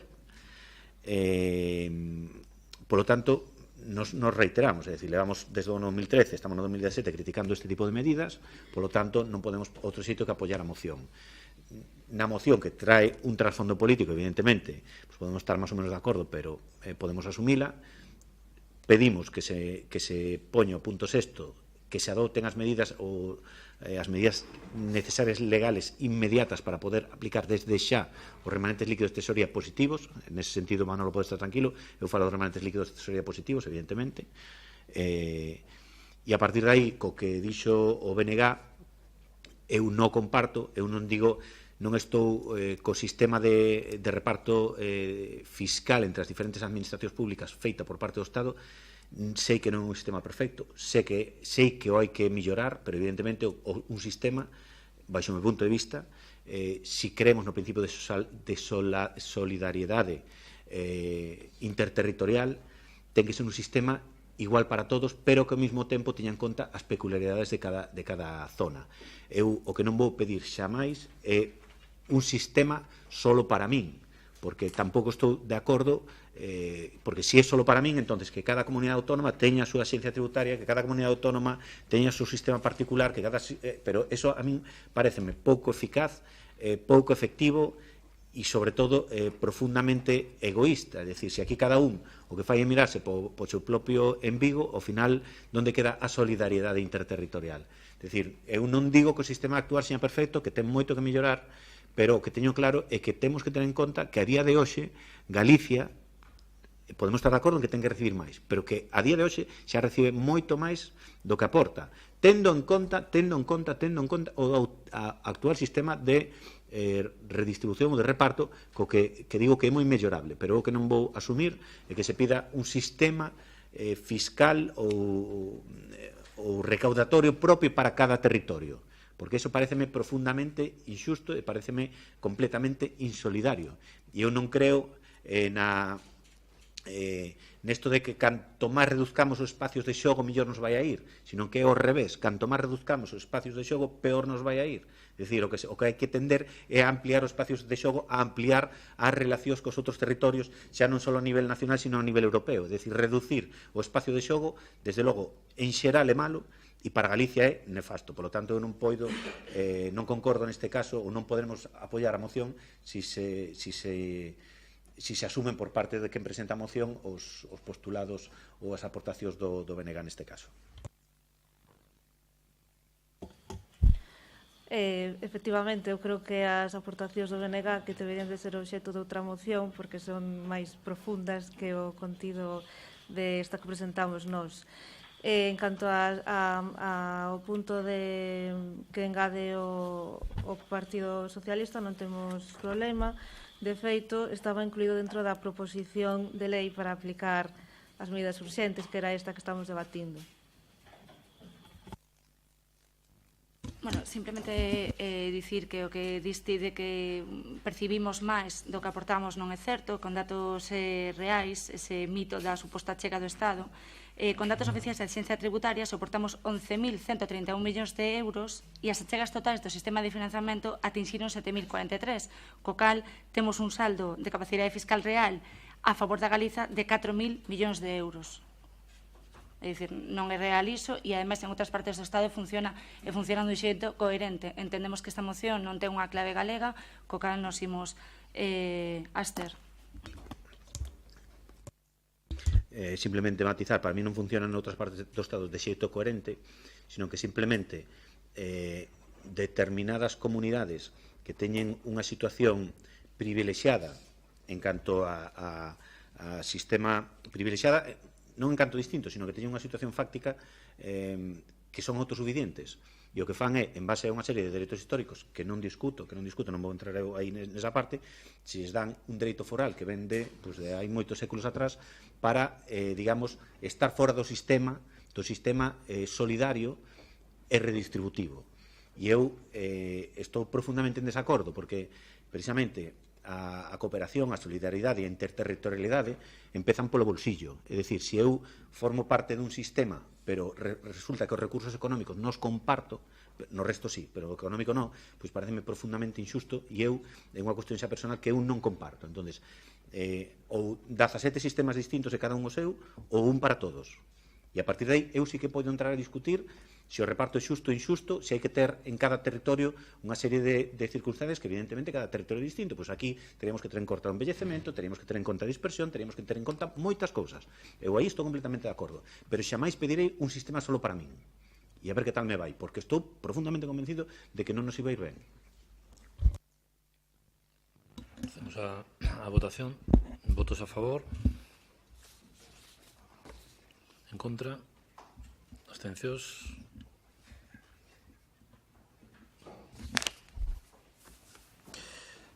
Seguinte moción do BNG, moción 8 de marzo. Presentamos esta moción. Boa exposición de motivos. Hai xa máis de 100 anos que o movimento feminista estendeu o 8 de marzo como unha data internacional e referencial na loita pola igualdade de dereitos das mulleres. Na actualidade, esta data simboliza a loita incansável de moitas mulleres e colectivos de mulleres que todo o mundo na defensa da igualdade, especialmente no ámbito laboral, e que teñen contribuído a conquistar numerosos avances en materias de dereitos. Porén, contamos con numerosos indicativos que amostran como a igualdade real é un obxectivo aínda lonxe de conquistar. Organismos e observatorios, tanto internacionais como galegos, teñen alertado da enorme desigualdade que aínda sufrimos as mulleres no mundo. Deste xeito, podemos observar como o que nos indica o último informe de outubro de 2016 do Foro Económico Mundial, no que se avalían indicadores como a educación, a saúde, as oportunidades económicas e o empoderamento político. Nel advírtese que a igualdade entre homes e mulleres podería demorar 170 anos cando no informe anterior se estimaba en 118, unha regresión a que, como recoñece o propio informe, contribuiu o feito de terense freado de forma drástica os avances na materia. O informe evidencia a desigualdade vixente cifrando a fenda entre homes e mulleres nun 59% para 2016, a maior dende o 2008. Indica como, a pesar de traballar de media máis horas, as mulleres gañan de media pouco máis da metade do que os homes e como se ten estancado a participación das mulleres no mundo laboral, unha media dun 54% de mulleres activas laboralmente fronte ao 81% dos homes. Esta desigualdade pode observarse tamén de forma clara, especialmente simbólica, nos postos de responsabilidade que ocupan as mulleres, pois só hai 4 países en todo o mundo co mesmo número de homes e mulleres en postos legislativos, por exemplo. As consecuencias da crise económica e o empeoramento das condicións laborais a partir das reformas laborais de PP e PSOE teñen contribuído tamén a profundizar na desigualdade. Deste xeito somos as mulleres quen ocupamos as peores porcentaxes de traballo precario, temporal, parcial e bolsas de traballo fora da lei nun marco onde a legislación e a inspección son aínda insuficientes.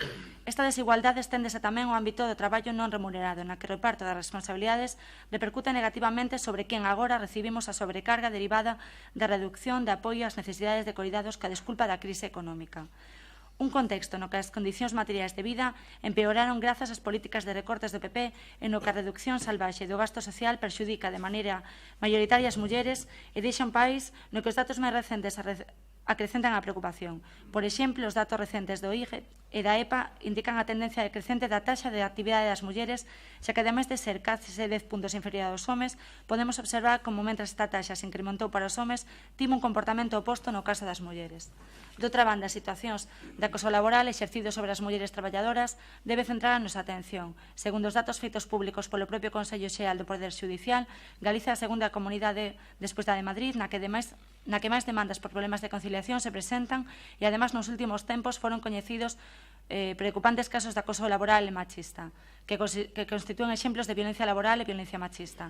Pasaron xa máis de 10 anos da aprobación da Lei 7/2004 da 16 de xullo galega para a igualdade de mulleres e homes e a vixencia da situación de desigualdade, así como as mudanzas e avances colectivos no recoñecemento e visibilización das múltiples formas de violencia contra as mulleres obrigan a avaliarnos a vixencia ou non deste marco e a necesidade de introducir modificacións e mesmo elaborar un novo marco legal que dé a cabida ás necesidades e novos retos do futuro inmediato. Se queredes, votamos a... Votos a favor. Ben, pois, porén, os acordos que solicitamos ao Pleno da Corporación Municipal son os seguintes. Punto número 1, apoiar públicamente e chamar a participación das veciñas e veciños nos actos en reivindicacións das organizacións e colectivos feministas locais e comarcais con motivo desta data. Punto número 2, instar ao Goberno da Xunta a elaborar un estudo sobre o impacto, grado de cumprimento e vixencia da Lei 7/2004 galega para a igualdade de mulleres e homes en colaboración co Parlamento galego e participado por axentes sociais, sindicais e organizacións e colectivos feministas para valorar a necesidade de elaboración dunha nova lei. E punto número 3, incluir nos pregos de contratación das empresas penalizacións e restriccións de contratos por causa de discriminación por xénero ou orientación sexual, así como restringir os contratos municipais con aquelas empresas que teñan imputado algún caso de acoso laboral. En definitiva, esta moción o que pretende é garantir o emprego, evitar a migración xuvenil e suprimir a fenda salarial que hai en estes momentos entre homes e mulleres. Dende o inicio da crise, 37.200 mulleres quedamos en emprego e máis de 18.000 mozas galegas tiveron que emigrar. Ben,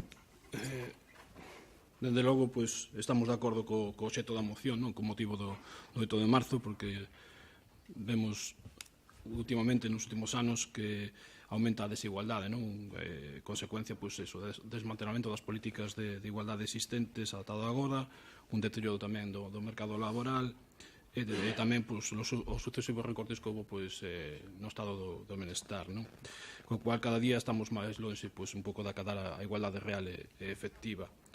Pero, aínda que estamos de acordo cos dous primeiros puntos do acordo, Co terceiro, pois, nun principio íbamos a pedir unha emenda con unha nova redacción, pero unha vez feitas consultas, o que propoñemos é retirar ese punto do acordo e estudialo coa Secretaría ou por parte da Secretaría do Concello, porque, por exemplo, as penalizacións e restriccións dos contratos é algo que está recollido no artículo 223 do texto refundido da Lei de Contratos do Sector Público, están tasados e non é ningún destes de discriminación por xénero e orientación sexual. E, por exemplo, tampouco se pode rescindir un contrato, en este caso, aquelas empresas que teñen un imputado, en caso de acoso laboral. Sería sempre cando houbera unha sentencia firme, non? Decir que nos contratos, nos pregos dos contratos que aquí no Concello se establecen, métense cláusulas sociais, non? Poderíanse estudiar, como ben digo, meter máis cláusulas sociais, pero sempre cando non sean discriminatorias para ningunha empresa, porque, por exemplo, podíamos propoñer, que é unha idea, que calquera empresa que licite co Concello teña planes de igualdad implantados, pero eso é discriminatorio xa de por sí, porque só é obligatorio para as empresas de máis de 250 traballadores. Co cual, visto, creo que é un tema que ten unha enjundia que debemos de tratar, que estuvera avalado pola Secretaría do Concello.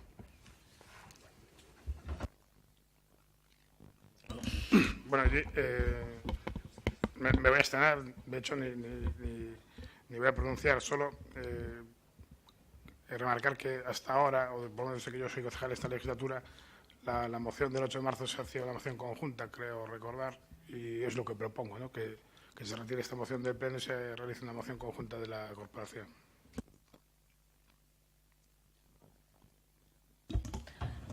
Nos íbamos votar a favor, pero efectivamente este tipo de accións teñen que vir por parte de toda a corporación local. Está ben plantexada, pero íbamos votar a favor, pero creemos que temos que traballar todas xuntas polos nosos dereitos, porque se vamos así por partes, mal vamos a acabar. Sí, bueno, do que fala Manolo, que estabas falando ti, María, eso é unha declaración institucional que se fixo algún ano, por a chamada da compañeira de Servicios Sociais, non sei se este nos vai a convocar ou non, igual que o Día da Violencia Machista, pero non ten nada que ver esa declaración institucional que se poda facer con esta moción que xa se aprobou ano pasado unha, que de feito despois preguntarei cal é o estado da mesma, pero se aprobou unha moción do 8 de marzo que presentou o BNG con unha serie de enmendas, algunha incluso do Partido Socialista, e non ten nada que ver unha cousa ca outra, creo eu. En canto ao punto número 3 que comentaba Alén, no de falalo con Secretaría, nos entendemos que sí que é legal incluir nos pregos de contratación este tipo de penalizacións e tal, pero sí que si vos comprometedes a reunirnos en un breve espacio de tempo e verificar a conveniencia e legalidade deste punto, pois nos non temos problema en retirar en estes momentos esta moción para confirmar ese punto número 3 e despois que seña de novo ratificada en pleno. Por a miña parte non hai ningún problema en que se consulte ca Secretaría do Concello, que parece que ten que avalar a legalidade desas medidas a adoptar nos pliegos, e despois decirche que, lógicamente, a moción, é unha moción, e a declaración institucional podese facer igualmente, que non hai problema ningún. Supoño que sí, por parte da compañera de Servicios Sociais, que se vos chamará para esa declaración institucional o 8 de marzo. Ben, retiramos entón a moción, pero precisamente porque como nos interesa que seña aprobada en pleno para que, se verifique ese punto número 3 e de todos modos, insisto, non ten nada que ver esta moción que é necesaria e importante con que se faga unha declaración institucional ou non. Nada máis. Tirada, polo tanto, a moción. Pasamos a outra moción. Eu teño que ausentarme, por tanto, queda onse lendo.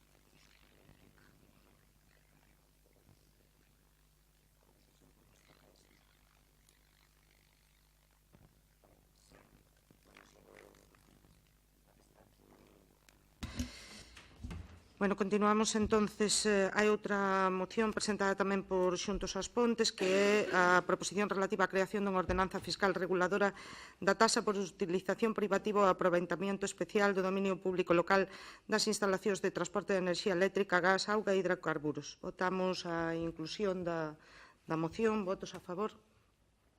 Sí, María. Presentamos esta moción ao abeiro das últimas sentencias que se publicaron polo Tribunal Superior, polo Tribunal Supremo e polo Tribunal Superior de Xustiza de Galicia, que avalan a ordenanza fiscal emitida polo Concello de Arteixo, na que se grava cunha taxa municipal as compañías suministradoras destes servicios por ocupar o chan público.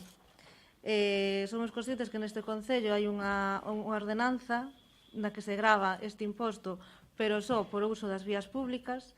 Esta vai un paso máis alá, gravando este imposto a todo o uso de todo o dominio público local.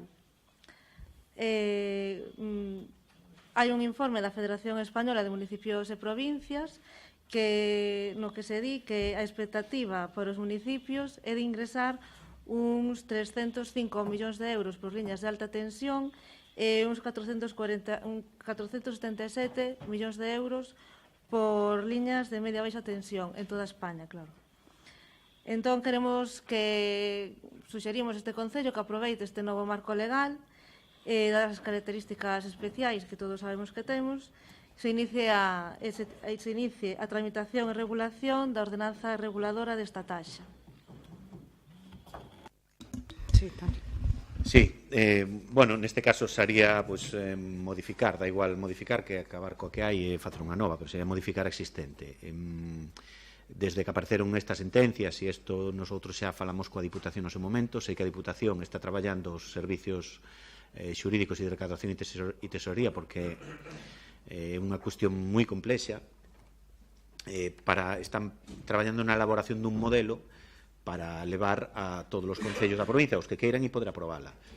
Igual que a última que aprobamos, a 17, xa se aprobou en base a un modelo e unha suxerencia elaborada pola Diputación, polo tanto vamos seguir o mesmo camiño. Despois hai outra parte que é os informes técnico-económicos, que é unha parte do que se cuestiona moito, sobre todo na sentencia do Tribunal Supremo, porque unha cousa é a parte dispositiva, digamos, a norma, que esa sí pode ser igual para todos os concellos, pero despois a parte técnico-económica, aí cada concello terá que ver a súa, porque non todos os concellos dispoñen no dominio público dos mesmos tipos de instalacións, ben sean eléctricas ou de gas, e iso é un traballo que ten que facer cada concello.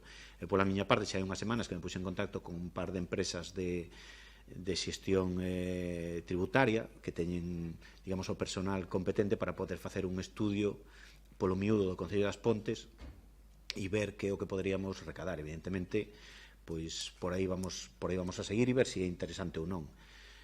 Despois unha maldade, se listes a sentencia do Tribunal Supremo, os votos particulares, e conocendo o funcionamento do sistema, moito me temo que o goberno cambie a lei antes de que nosotros cheguemos a ter ordenanza fiscal. Digo porque nos votos particulares ben claro. Primeiro, na propia sentencia xa se di ao final, antes do fallo, di, en definitiva, el Ayuntamiento de Arteixo ha aplicado para determinar la base imponible y las tarifas de la tasa que regula la ordenanza impugnada unos parámetros objetivos, proporcionados y no discriminatorios. Fala dos técnicos, pero despois di, en un juicio estrictamente técnico se podrá discutir si otros parámetros distintos de los elegidos hubieran sido más adecuados para determinar el valor de esta utilidad. Se está diciendo que seguramente hay otros parámetros técnicos más asentados y me imagino que por aí virán os recursos despois. Pero aquí só fai o análisis xurídico. Despois o fallo, danlle a razón ao Concello de Arteixo e lle quitan a Fenosa, pero hai tres votos particulares que tamén inciden por onde van ir as cousas despois. Fundamentalmente o artículo 24.1a do texto refundidos da Lei de Facendas Locales en canto ao alcance da competencia municipal, e dice o primeiro, o magistrado Emilio Frías Ponce, di que se refiere al valor del mercado la utilidad del aprovechamiento especial. En mi opinión, incluir en la retribución del aprovechamiento especial de los terrenos que ocupan las instalaciones, del transporte, el valor de estas, calculado por la inversión en su construcción, porque tras la correspondiente autorización del suelo rústico afectado pierde la naturaleza esencialmente agraria. O que ven a decir é como podes convertir casi en urbano un suelo rústico e valorarlo a precios de mercado non antes, sino despois, unha vez feita a construcción e instalación. Co cal por aí xa está avanzando moito. E despois di que el valor del bien de dominio público ocupado aprovechado debe ir referido a su valor antes de la ocupación o aprovechamiento para cuantificarlo. Luego, en función de la intensidad e extensión del mismo, habrá que valorar o que ten que pagar. En definitiva, considero que el valor de la inversión realizada non pode incrementar o valor do suelo. O que veño a dicir con todo isto é que é unha cuestión tan controvertida e esta sentencia dando a razón ao Concello de Arteixo está tan collida con os conceptos técnico-económicos, está tan collida con pinzas que moito me temo que o lobby eléctrico, que seguramente ten bastante poder, maniobrará para que modifiquen a lei e efectivamente se regule isto de outra maneira. En calquera caso, pase ou non pase, en tanto non pase e teñamos esta vía aberta, por un lado, desde o punto de vista material formal da ordenanza, igual que a última, aprobamos aquí un modelo clavado que nos mandaron da Diputación da Coruña, vamos a facer exactamente o mismo e pola parte do Concello pues vamos a ir traballando na elaboración dos informes técnicos, xurídicos ou económicos que vayan como anexo a dita ordenanza, se nos dá tempo a aprobala, en canto a como van a tributar as diferentes empresas polos aproveitamentos do dominio público. Sí, María. Sí, bueno, é que hai que traballar coa legislación que hai agora vixente, non coa que vai haber dentro de ou que posiblemente haxa ou que non haxa. Entón, eu creo que hai que acelerar os trámites e aproveitar esta oportunidade para comezar xa ao cobro da taxa. Sí, eu estou de acordo, pero isto, digamos, generar legislación ad hoc, eso leva o tempo que leva. Entonces, isto non é coller agora, vamos a calcar a de Arteixo que vai valer para aquí. Non vai valer. Hai que facer unha ordenanza específica, un modelo específico, que xa digo, sei que a Diputación está traballando nela, igual que traballou na número 17 que temos aprobada aquí, que xa digo, veu da Diputación, sei que estarán traballando nun modelo neste sentido para ofrecerlle aos municipios da provincia e a parte de xustificación técnico-económica, que eso sí corresponde a este Concello, pois xa che digo que tamén estamos traballando nela. A medida que vayamos avanzando, teñamos algo, pois o informamos e a partir de aí pois atraemos a pleno e aprobamos. Sí, algo máis. Por aí, Benega. Sí, nosotros sí queríamos. Nos queremos facer algunha emenda, si é posible, ¿no?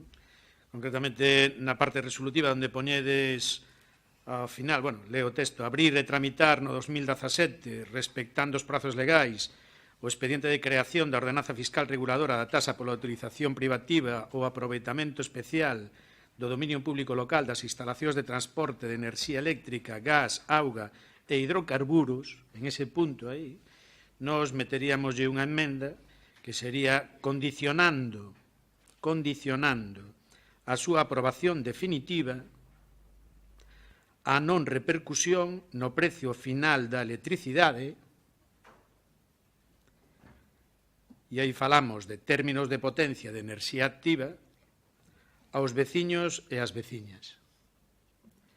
Que queremos decir con elo? Bueno, cando alguén lle poñen isto en riba da mesa e di que o Concello pode ingresar e que encima lle vai cobrar as eléctricas, digo, hostia, pois non debe de pensalo moito. Pero tamén é certo que, ademais desa sentencia que citades vos, que meditades na vosa moción, hai outras sentencias tamén recentes do Supremo, do 2014-2015, donde, votando mal da lei do sector eléctrico, o que está facendo é repercutir no prezo final da electricidade eses impostos, gravámenes, taxas que se lle están metendo ás grandes eléctricas, non? Concretamente, estaríamos a falar dos artigos 16, creo recordar, e 14 da lei do sector eléctrico, donde di que en caso de que as actividades e instalacións destinadas ao suministro eléctrico foran gravadas directa ou indirectamente con tributos propios das comunidades autónomas ou recargos sobre tributos estatais, no peaxe de acceso ao cargo que corresponda podrá incluírse un suplemento territorial que cubrirá a totalidade do sobrecoste provocado por este tributo ou recargo e que deberá ser abonado polos consumidores ubicados no ámbito territorial da respectiva comunidade autónoma. Di que no caso dos tributos locais, salvo os contemplados no artigo 59 da Lei de Facendas Locais, que son os obrigatorios a contribución, o IAE, os dos coches, máis o potestativo do vicio, salvo eses, non? Si houbera outros, non? Tamén deberían de repercutirse no peaxe de acceso ao cargo que corresponda, incluindo como suplemento territorial. Non? É certo que este artigo fala de poderá incluirse, non? Poderá, pero non é menos certo que esas sentencias do 2014-2015, unha presentada por Gas Natural Fenosa e outra presentada por unha asociación de produtores de eólica, xa diron pé ao Goberno do Estado, por sentencia, a modificar as tarifas eléctricas noutras partes do Estado. É dicir, a tarifa eléctrica única que sempre se nos di, sobre todo cando o BNG propón a tarifa eléctrica galega, ou cando o nacionalismo no seu conxunto propón a tarifa eléctrica galega, cando se di que a tarifa é única para todo o Estado, non sei se acudindo aos criterios de solidaridade que se mencionaban antes, non existe. Non existe. Hai xa comunidades autónomas, Castilla-A Mancha, Cataluña, Valencia, Rioxa, que están pagando a electricidade máis cara que no resto do Estado. E no caso concreto de Castilla-A Mancha, están duplicando o prezo en canto a enerxía activa, non? Polo tanto, igual nos metemos a cobrarlle, a facerlle pagos, ou, bueno, cobrar, mellor dito, ás eléctricas por algo que, ao final, vamos a ter que pagar os consumidores, non? E devolverlle os cartos ás eléctricas, que é o que está ocurrindo, xa está. Non? Polo tanto, nós estaríamos a favor da vosa proposta no caso de que se incluíra esa emenda que creo que garantiza, cando menos, pois que non lle estemos facendo un fraco favor aos veciños, nin a nós mesmos, evidentemente, que tamén pagamos a electricidade. Non? Parte, é obvio que isto é un volvo de antes, e como nos orzamentos, isto é un xogo de suma cero.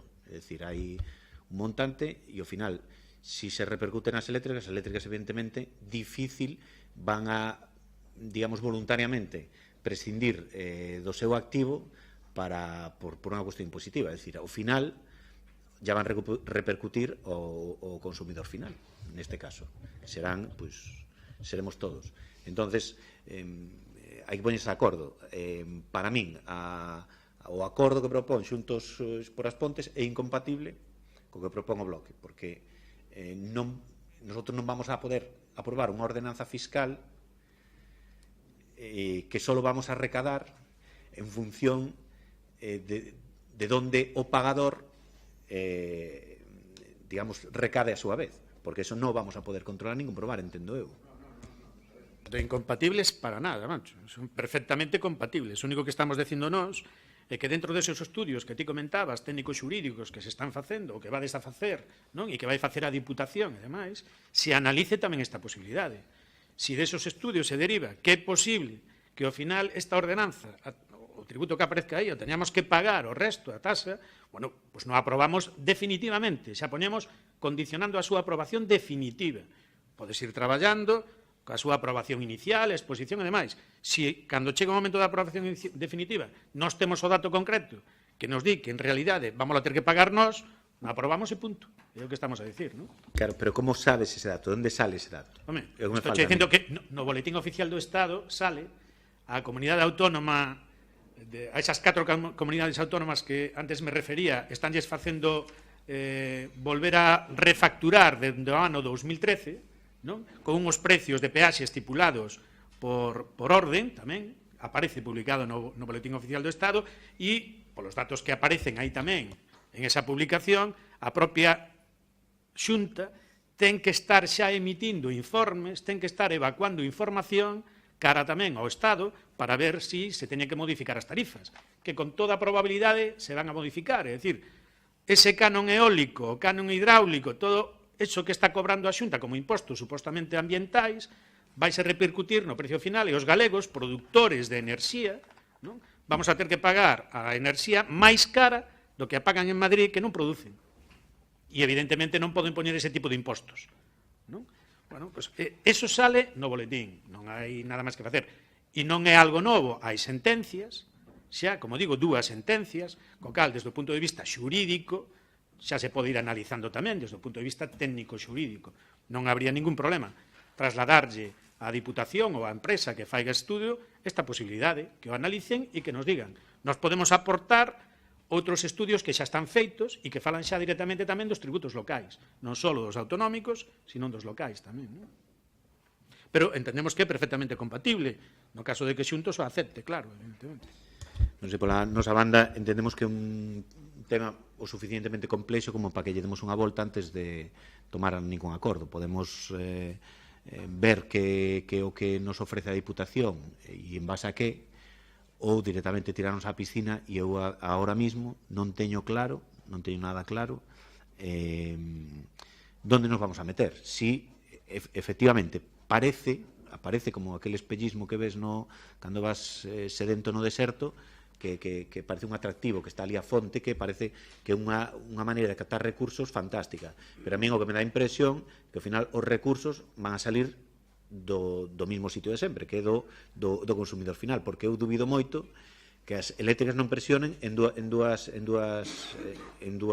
posicións. Unha é facer lobby e presionar o Executivo Estatal para que cambie a lei e impida estas modificacións de ordenanzas fiscais dos entes locais que poidan incidir en unha maior recaudación que van a pagar, en teoría, as suministradoras. Falo das eléctricas, pero tamén falo do gas, que tamén hai aí un nicho de recaudación bon.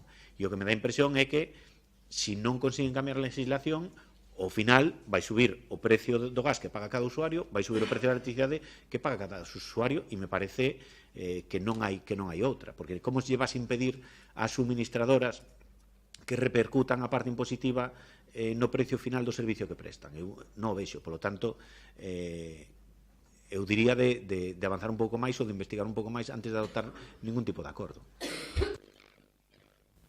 Sí, María.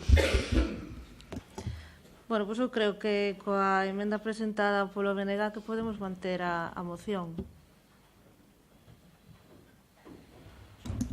Aprobouse noutros concellos e non sei por que neste non se vai poder aprobar.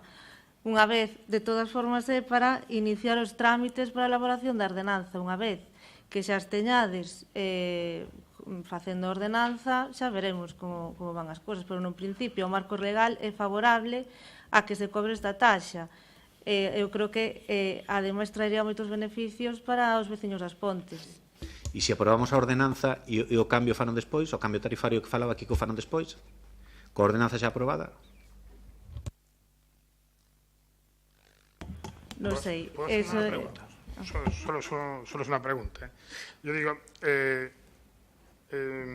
vamos a ver, evidentemente yo también soy de la opinión de Antonio de que cualquier impuesto que le pongas a una empresa lo va a repercutir en el consumidor final, eso lo tengo claro. Lo que pasa que mis dudas, no por lo que leí, sino por el debate que se está abriendo ahora, es, vamos a ver, no habrá que evaluar en qué beneficia esa tasa a las Pontes y después cómo va a repercutir la empresa, porque a lo mejor resulta que la tasa significa unos ingresos para el Concello de las Pontes que después la empresa repercutiría a todos sus clientes, no solo a los del Concello de las Pontes. Entonces, se podría evaluar que al final sí que hay un beneficio para las Pontes o no.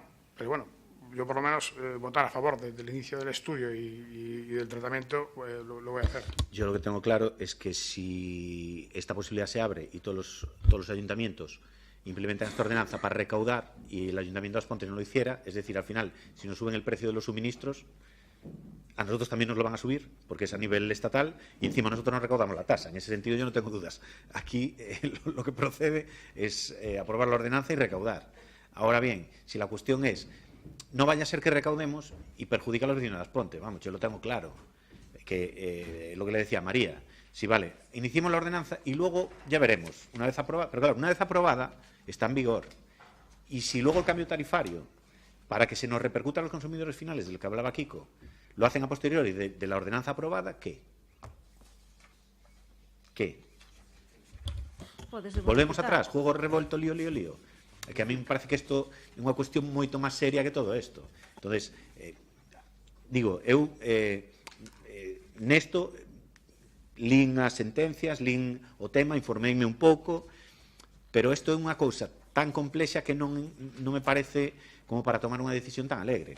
Non teño ningún inconveniente porque, a ver, o que propón a moción xa o estamos facendo, xa estamos tramitando, xa está, a Diputación está traballando, aquí no Concello xa estamos mirando de contratar para que faigan un estudio técnico económico mirando que nos repercutiría a nosotros e leválo para diante. É dicir, eso xa está facendo sin necesidade de aprobar a moción. Si se quere aprobar a moción, a min o que me preocupa é o tema este de xa pararemos e xa veremos como se fai. Porque a xogada o que plantexa aquí, o que, vale, está ben, podenolo facer a posteriori. E entonces aprobamos unha cousa que non queremos que perxudique, evidentemente, os veciños das Pontes, pero ao mellor fánolo despois xa a coordenanza aprobada. É unha posibilidade, Por iso, de aí as miñas dúbidas. Quería puntualizar solo un tema. É dicir, non é que a empresa nos vai a repercutir a nos nada. A repercusión, como acabo de leer na Lei do Sector Eléctrico, é na parte regulada. Por lo tanto, non é a empresa que nos vai a repercutir, será o Estado a través dos peaxes, das peaxes, vale? É dicir, non quere dicir que sexa Fenosa, Endesa o que enseña, non, se vos me lo poñedes, eu repercuto. Non. Ten que vir vía regulamentada, por lo tanto, vía BOE, por así decirlo, non? Ahora ben, se vos estades dicindo que xa estades facendo os estudos e todo o demais, tampouco vexo ningún problema en aprobar a proposta que está facendo xuntos ca nosa emenda, non? Faigan os estudios e antes da aprobación definitiva decidamos a ver o que facemos, non? Ten por seguro que cos tempos que nos marcamos aquí vamos a ter antecedentes de sobra para saber se o van a facer ou non van a facer. Seguro, segurísimo, non? Bueno, ainda que se lle encarga a Diputación, igual é un pouco máis áxil, non? Pero, bueno, en calquera caso vamos a ter datos de sobra. Eu vexo que non habría ningún problema en aprobarla tal e como vai, ca nosa emenda, claro. Sí, efectivamente, que ademais hai moi poucos concellos en España que teñan as características que ten este concello. A maioría do tendido eléctrico sae de aquí, o sea que sería unha recaudación moi grande que, eso sí, debería de reinvertirse outra vez nos veciños, polo que recibirían un beneficio. E despois, efectivamente, o custo da electricidade non vai ser só para os veciños das Pontes, sería en xeral para toda España. Sí, pero eu o que teño claro que de unha maneira ou doutra, se nosotros recaudamos máis por aí, que, quero dicir, se hai esa vía, evidentemente, nosotros vamos a aproveitala. O que non me cabe ninguna dúbida é que ao final a vamos a pagar os consumidores finales, dunha maneira ou doutra. Me dá igual vía BOE, que é obvio que son tarifas reguladas e que é o goberno do Estado. Ou, antes de que cheguemos ao final do xogo, nos van a variar a norma para que non podamos aplicar ese tema, que ademais as vías xa as dan os 3 votos particulares dos 3 magistrados do Supremo. Teño claro que unha ou outra, ou non hai ordenanza, e se hai, que a vamos a pagar os consumidores finales, non me cabe dúda. Bueno, procedemos á votación entonces. Sí. Incluindo a emenda do BNG. Votos a favor? Unanimidade, sí. Pasamos á seguinte moción, que é a moción que presenta o BNG, moción para modificar a resolución da Alcaldía 322/2017 de data 21/2/2017 no relativo á encomenda de defensa e representación do Concello no proceso ordinario número 21/2007. Votamos a inclusión na orde do día. Votos a favor? Sí, BNG. Sí, bueno, nesta moción que presentamos, tendo en conta todos os antecedentes a respecto dunha serie de informes emitidos para os renteiros parciais das subvencións concedidas ao Clube Deportivo das Pontes e a aprobación das sancións definitivas, o que se fai por parte do Concello das Pontes é encomendar a defensa e representación do Concello das Pontes ao letrado adxunto da Asesoría Xurídica da Deputación da Coruña. Presentamos esta moción ao Pleno da Corporación Municipal para chegar aos seguintes acordos. Por un lado, punto número 1, revogar a encomenda de defensa e representación do Concello no letrado adxunto da asesoría xurídica da Diputación da Coruña no procedimento ordinario 21/2017, interposto polo Clube Deportivo As Pontes perante o Xulgado Contencioso Administrativo número 1 de Ferrol. Punto número 2, encomendar a meritada defensa e representación a Calixto Escariz, adxudicatario do Servicio de Representación, Defensa Judicial e Asistencia Xurídica Municipal. E punto número 3, comunicar o presente acordo ao Xulgado Contencioso Administrativo número 1 de Ferrol. Entendemos que, tendo xa adxudicado este Servicio de Representación e Defensa Judicial e Xurídica a Calixto Escariz, pois que non é necesario contar ca defensa xurídica da Deputación da Coruña, porque entendemos que esta resolución pois pode ir en detrimento dos intereses das veciñas e veciños das Pontes. Sí, algunha intervención? PP, xuntos? Sí, imos votar a favor da moción, porque a lectura do texto exposto polo BNG plantexáronsenos unha serie de dúbidas, preguntas que queremos plantexar. Por un lado está, hai un contrato en vigor cunha asesoría xurídica, polo que se están pagando, polo menos no mes de xaneiro, 3.200 euros ao mes. Neste contrato que estivemos mirando, sí que se reflicte que nas condicións técnicas que dice expresamente que, aínda que se contrata este servicio, non implica exclusividade do adxudicatario. Por lo tanto, podese contratar outros abogados e tamén o servicio da Diputación. E que a asesoría contratada polo Concello pois debe estar autorizada expresamente para cada caso que teña que levar por acordo do Pleno ou por resolución da Alcaldía. Dito isto, por outro lado, plantexasenos a dúbida de que se existe a posibilidade dun asesoramento de outro tipo que non sexa por esta asesoría, como é o asesoramento pola Diputación, que é gratuito, non entendemos por que entón se contrataron estes servicios de asesoría xurídica.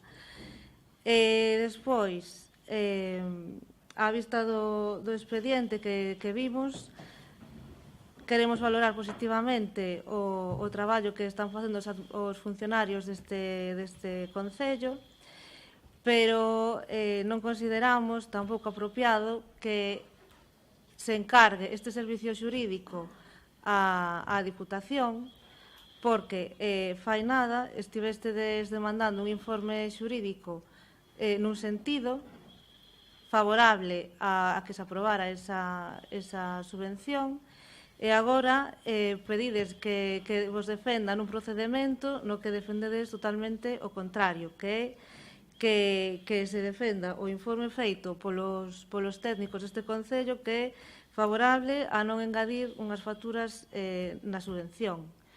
Polo tanto, creemos que existe un problema evidente de compatibilidade, aínda que sí que é legal, pero non creemos que sea moi moral ni moi ético facer este tipo de asuntos, máis tendo en conta que se están pagando todos os meses unhas cantidades importantes ao servicio xurídico contratado polo Concello.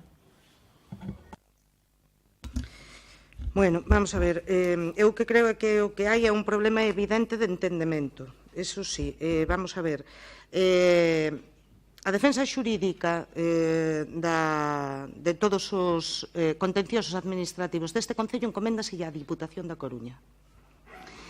É unha decisión que debe adoptar, é unha resolución e unha decisión que adopta este grupo de goberno dende fai moito tempo e está levando todos os contenciosos administrativos dende fai tempo. Este igual que outros. María dice que, bueno, que tedes preguntas, que o contrato de asesoría xurídica, además ti mesma das as pautas, non? Que se paga efectivamente 3.200 euros ao mes, foi un contrato que se sacou a licitación e foi adxudicada nunha cantidade que non recordo, pero efectivamente son en torno a estes 3.200 euros mensuales e que non implica exclusividade, polo tanto, é un contrato no que se contrata a representación xurídica en materia laboral, a representación xurídica deste Concello en todos aqueles asuntos que sexan necesarios, todos os asuntos que vayan xurdindo, non?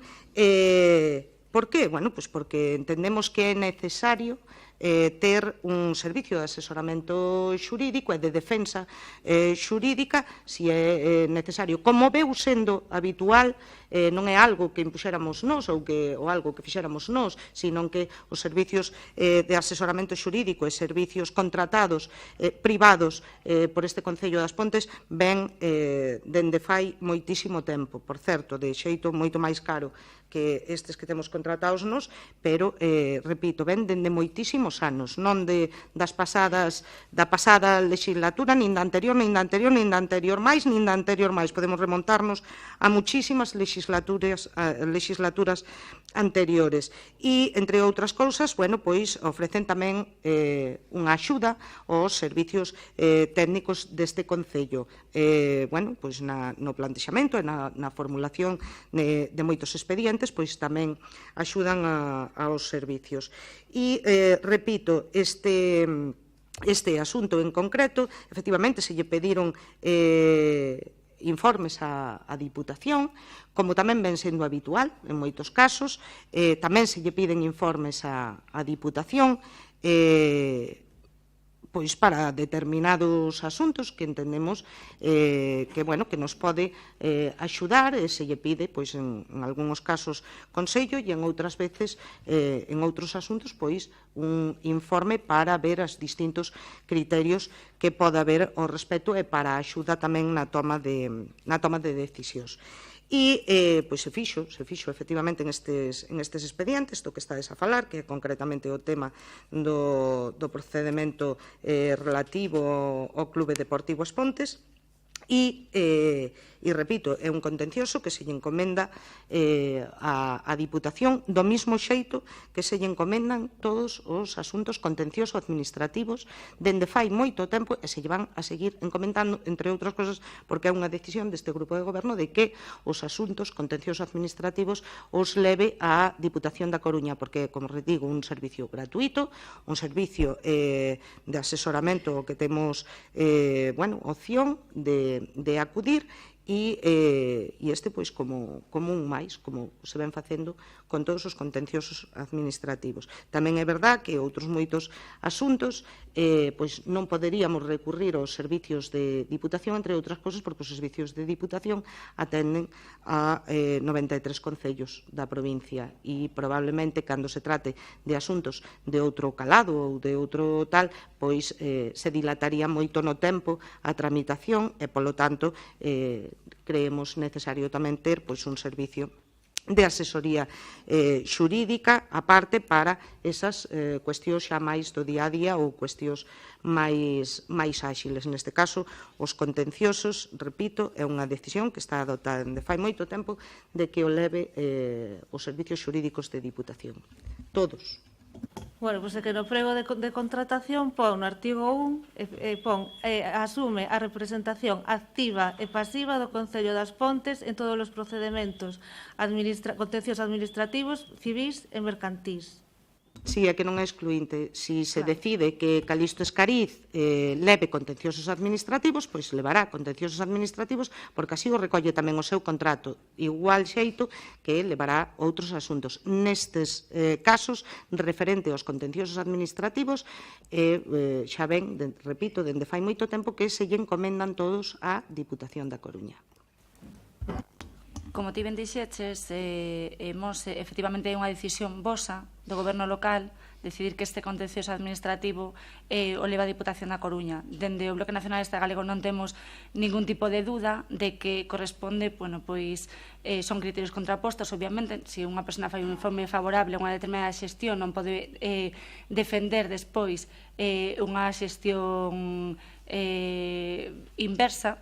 Entón, creemos que o único que responde é pois a unha necesidade, quizáis, social, non o sei, de facer unha defensa pois calmada e templada deste tema. Insistimos que tendo contratado pois un servicio de representación de defensa judicial con un importe de 152.537 euros, formalizado o día 21 de novembro de 2016, o lóxico normal sería que Calixto Escariz pois fixera esta defensa e representación do Concello das Pontes, porque supón facelo a través dos servicios xurídicos da Diputación, ter criterios contrapostos e porque ademais entendemos dende o BNG que se pode estar conculcando os intereses dos veciños e veciñas das Pontes. Pois a min que me expliques, bueno, pero antes de nada, decir que os 152.000 euros do contrato de Escariz en 4 anos, O sea, sí, máis que nada para aclarar que non queda duda que parece que se paga, para 4 anos de asistencia xurídica a este Concello, moi inferior a outros que se teñen feito neste Concello. Eu non sei se o motivo do porqué traedes esta moción, e ademais a traedes como moción, calé, non sei cal é o motivo. É dicir, sodes coñecedores de que os contenciosos administrativos que se foron producindo, non sei os que houbo, tampouco vou aquí, non sei exactamente os que houbo, pero sí que sodes coñecedores de que os que foi habendo os levou sempre Diputación, sempre. Curiosamente con este, entendedes que non debe leválo Diputación e, ademais, o traedes en forma de moción. Acaso poñedes en duda a imparcialidade ou a profesionalidade dos servicios xurídicos de Diputación? Acaso poñedes en duda, porque ti mesma estás dicindo que poida dar lugar a algún tipo de menoscabo para o Concello das Pontes? En que sentido? Non entendo. Para os veciños e veciñas das Pontes? Non en ningún momento poñemos en duda, por suposto, a imparcialidade dos servicios xurídicos da Diputación, pero si entendemos que en este proceso, habendo contratado un servicio como está contratado a don Calixto Escariz, debe ser el que leve este contencioso administrativo, porque sí que pode haber criterios contrapostos. Pero cando falas de criterios contrapostos non sei a que te refires. O sea, Calixto Escariz está contratado polo Concello por 4 anos e leva unha serie de asuntos que se refiren tanto a materia laboral como a materia civil como a materia administrativa dentro deste Concello e está está levando un importante número de asuntos.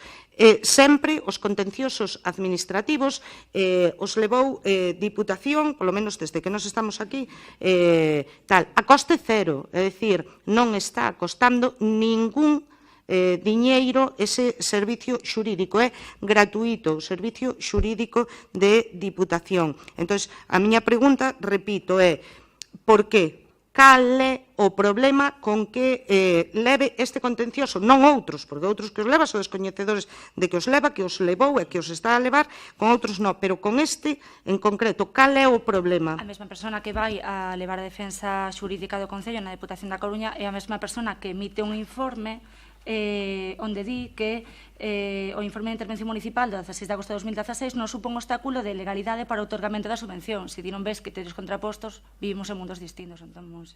Está clarísimo que vivimos en mundos totalmente distintos, porque que eu sepa, entón me estás dicindo que dudáis da imparcialidade dos servicios xurídicos de Diputación para levar este asunto, pois se te estás a referir a un informe que emitiu un letrado do Servicio Xurídico da Diputación con un criterio, non entendo, o sea, sigo sin entender cal é o motivo, porque que eu sepa non existe incompatibilidade en ese sentido e, polo tanto, pode os servicios xurídicos de Diputación, xa sexa a través dese letrado en concreto que emitiu o informe ou outro letrado que sexa do Gabinete dos Servicios Xurídicos da Diputación, levar a defensa en este contencioso administrativo. Polo tanto, que subyace no fondo de todo isto? Esa é a miña pregunta e é o que quero que me respondades, porque se non hai un motivo, se tú me dices que son cousas contrapostas, que hai un contrapunto, non o entendo, sinceramente. Subyace que hai un servicio contratado por parte do Concello das Pontes que se entende que no voso bon facer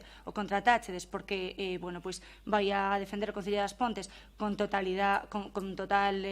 imparcialidade, porque non tirades deses servicios xurídicos contratados e si dos da Diputación da Coruña.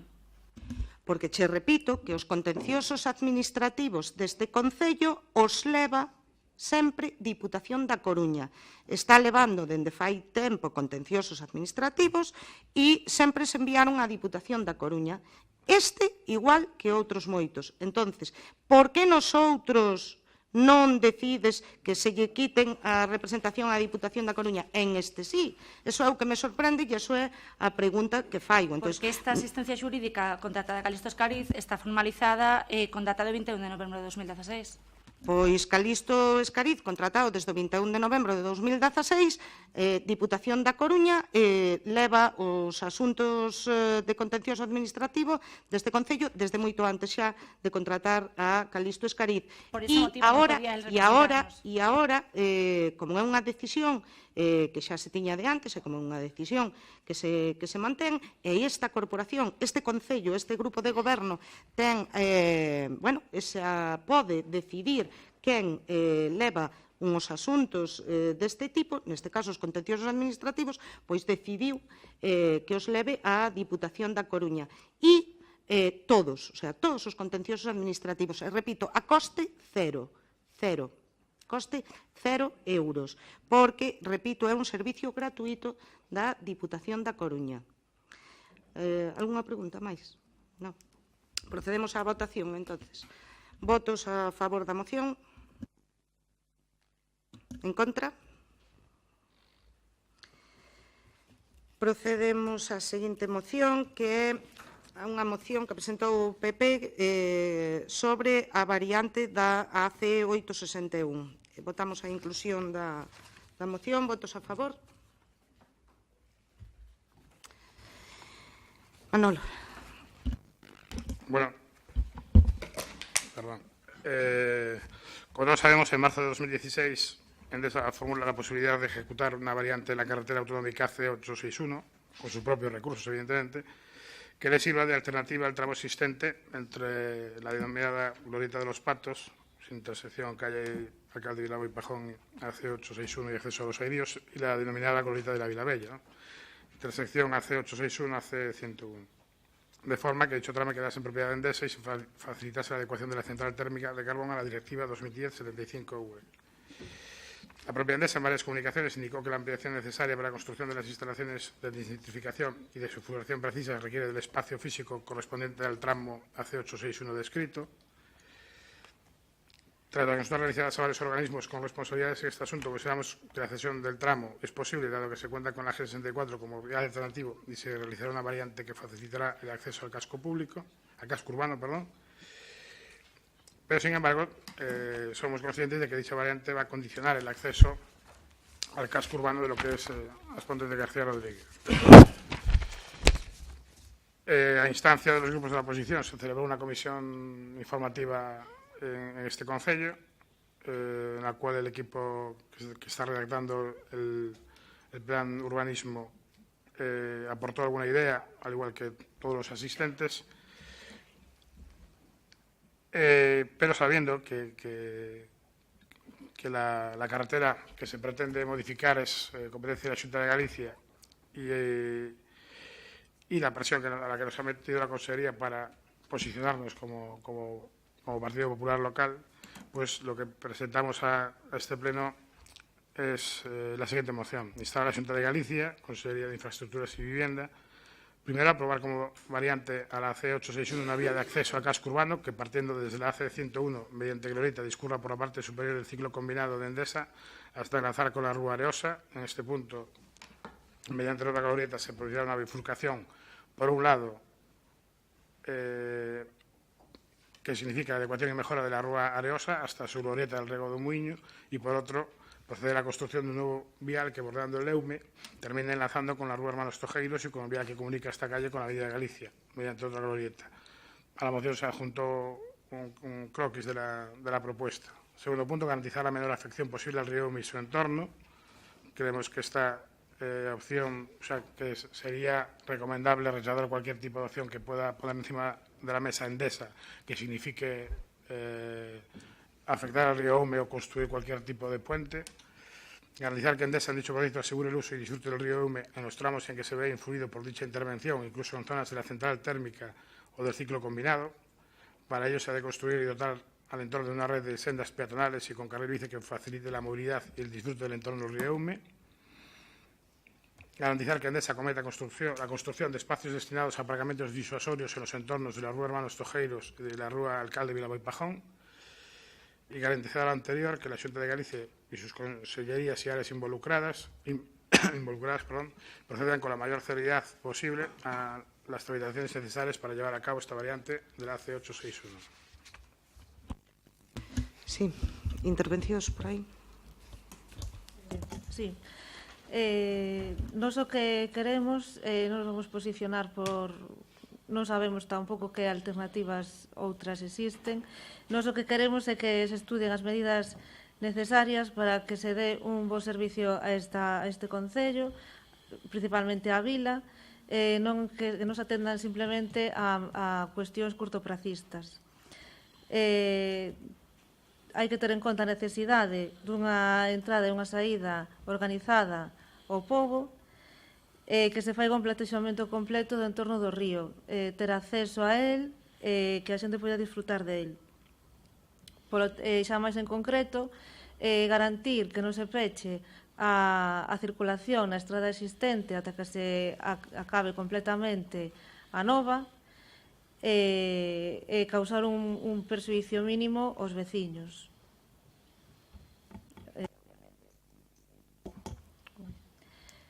Garantizando unha menor intervención no río Eume.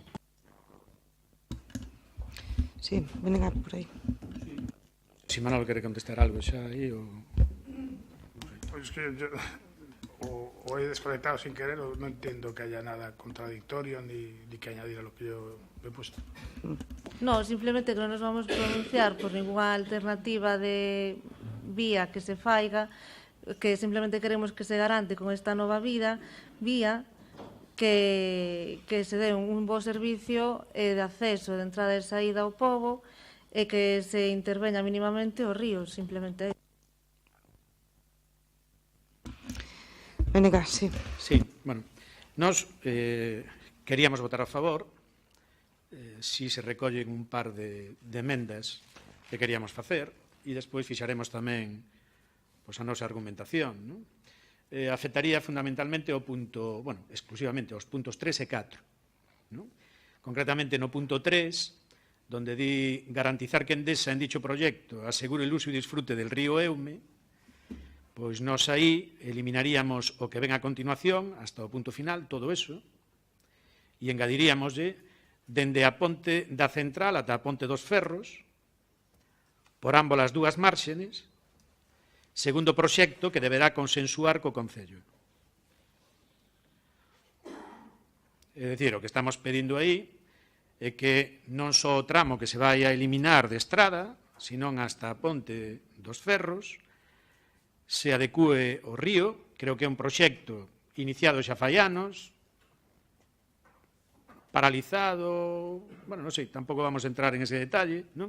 Pero creo que si é algo que estamos todos de acordo tamén, que debe de actuar polas dúas márxenes, evidentemente, para garantir xa dunha vez o acceso libre tamén ao río, o disfrute por parte dos veciños e veciñas, que na actualidade, desde fai anos, non é, non? E que, en todo caso, máis que decir que o que vai a facer sendas peonís, carral bici e demais, pois que se presenta ao Concello e o Concello se poña de acordo con Endesa para esa actuación, como xa se fixo en outros casos, non? Nos despois aí xa confiamos no bo facer do equipo de goberno, que imagino que nos chamará para falar dese proxecto antes de consensualo, non? E despois, no punto 4, donde di garantizar que Endesa acometa a construción de espacios destinados a aparcamientos disuasorios en los entornos de Rúa Hermanos Tojeiros e Rúa Alcalde Vilaboy Pajón, bueno, nos eliminaríamos de aí, por coherencia co punto anterior, o tema de a Rúa Hermanos Tojeiros, non? Parece que non ten moito sentido decir que queremos disfrutar do río, que queremos abrir o río á xente e meterlle un aparcamento na marxen do río, non? Parece un pouco contradictorio, non sei que tipo de aparcamento tamén, non? Pero, bueno, en todo caso, creo que chegaría para disuadir o alcalde Vilaboy Pajón, aquela zona dali, non? Por certo, non sabemos a quen se quere disuadir. Si aos usuarios do centro comercial ou doutros centros comerciais ou a quen se quere disuadir aí, non? Porque, a ver, estas son as dúas emendas que queríamos plantexar, pero tamén queríamos decir que, bueno, a nós isto non nos gusta, esta forma de actuar. Primeiro, é certo que entre todos pedimos unha reunión para falar deste tema e non é menos certo que aí quedamos pendentes de manter unha reunión ca Axencia de Infraestructuras para conocer cales eran as alternativas que se estaban plantexando, non? Entendemos que con esta moción as outras dúas alternativas vanse desbotar, evidentemente, porque creo que serían contradictorias co punto 2, garantizar a mínima afección posible ao río Eume e ao seu entorno, non? Porque tanto a que nos propuxeron aquí os redactores do Plan Xeral como outras que andaban circulando, pois pasaban por enriba do río, non? Co cal, a única alternativa viável que non afecta ao río, pois parece ser que é esta, non? Quero dicir que parece que lle estamos dando a bendición xa a un proxecto sin conocer as outras alternativas, algo que nos gustaría que se pudera facer tamén, non? E despois, a ver, tampouco nos gusta moito isto porque, claro, un empeza a darlle voltas e resulta que esta proposta que está aquí non é novedosa. Bueno, novedosa para o BNG é ello, hasta que tivemos a reunión esa de xaneiro cos redactores do Plan Xeral, non? Pero non é novedosa porque xa estuvo circulando, xa estivo en algunha publicación que se fai con certa periodicidade. Este proxecto xa saleu en decembro do ano pasado. Non sei se é que o Concello non sabía e quen publica esa información ten máis acceso á información da que pode ter o propio Concello, ou se é que era información que xa tiña o Concello e chegoulle primeiro a quen publica eso que aos propios concelleiros da corporación, non? Xa non digo aos do goberno, cando menos as da oposición, non? Choca que esa alternativa ao final xa se dirá por bo en decembro. Repito, a publicación da que me estou referindo, a que nos estamos referindo, di que se vai a executar incluso xa antes do verán e fala desta mesma alternativa, non? Bueno, claro, dito así, decir, bueno, pues información privilexiada ou fontes de información, bueno, móvense ben e teñen esa información, non? Pero claro, se o encaixamos agora tamén co outro proxecto de rehabilitación dun edificio que queda no entorno e que está cun expediente de legalización urbanística que levamos reclamado por multitud de veces e que hoxe volveremos a reclamar outra vez, non? Bueno, pois choca, xa empeza aquilo a sonar un pouco máis raro. E se o enlazamos agora co centro comercial novo que se está plantexando ali, bueno, co supermercado novo que se está plantexando ali, e encima lle metemos 2 aparcamentos ali ao lado, bueno, pois as cousas cada vez empezan a ser máis complicadas de entender racionalmente, sin querer meter ningunha outra componente polo medio, non?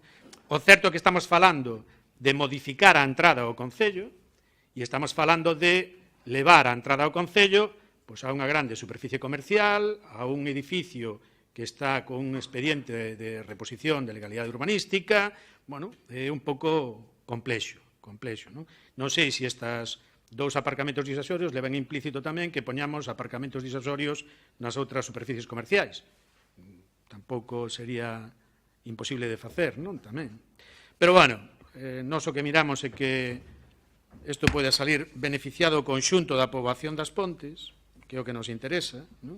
E por iso facíamos esas 2 emendas. En caso de aceptalas, nos votaríamos a favor. Sí, Manolo. Sí. Bueno, por un lado, ya te digo, lo has dicho tú también, en enero fuimos convocados a una comisión informativa donde la gente que redacta el plan de urbanismo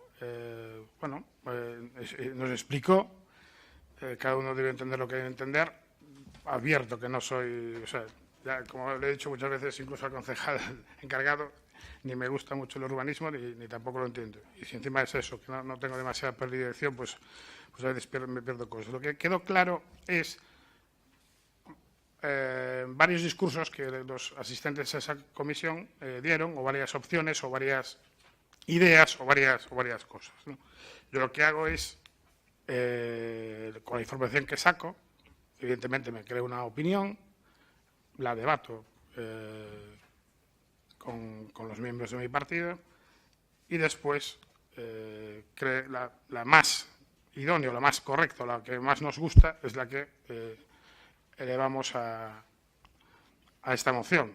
La traemos a moción, sobre todo, además, así de claro. O sea, yo presento esta moción, además, desde la comisión hasta presentar esta moción pasó más de un mes. Yo presento la moción para tener un sello de entrada y después advertir a la Consellería de Infraestructuras de que el Partido Popular de Aspontes tiene una posición tomada, ¿vale? Evidentemente, en esa discusión también hemos tratado con los técnicos a los que tenemos acceso como Partido Popular local y, bueno, se define en esta propuesta. ¿Que coincide o no? Porque, ¿ves?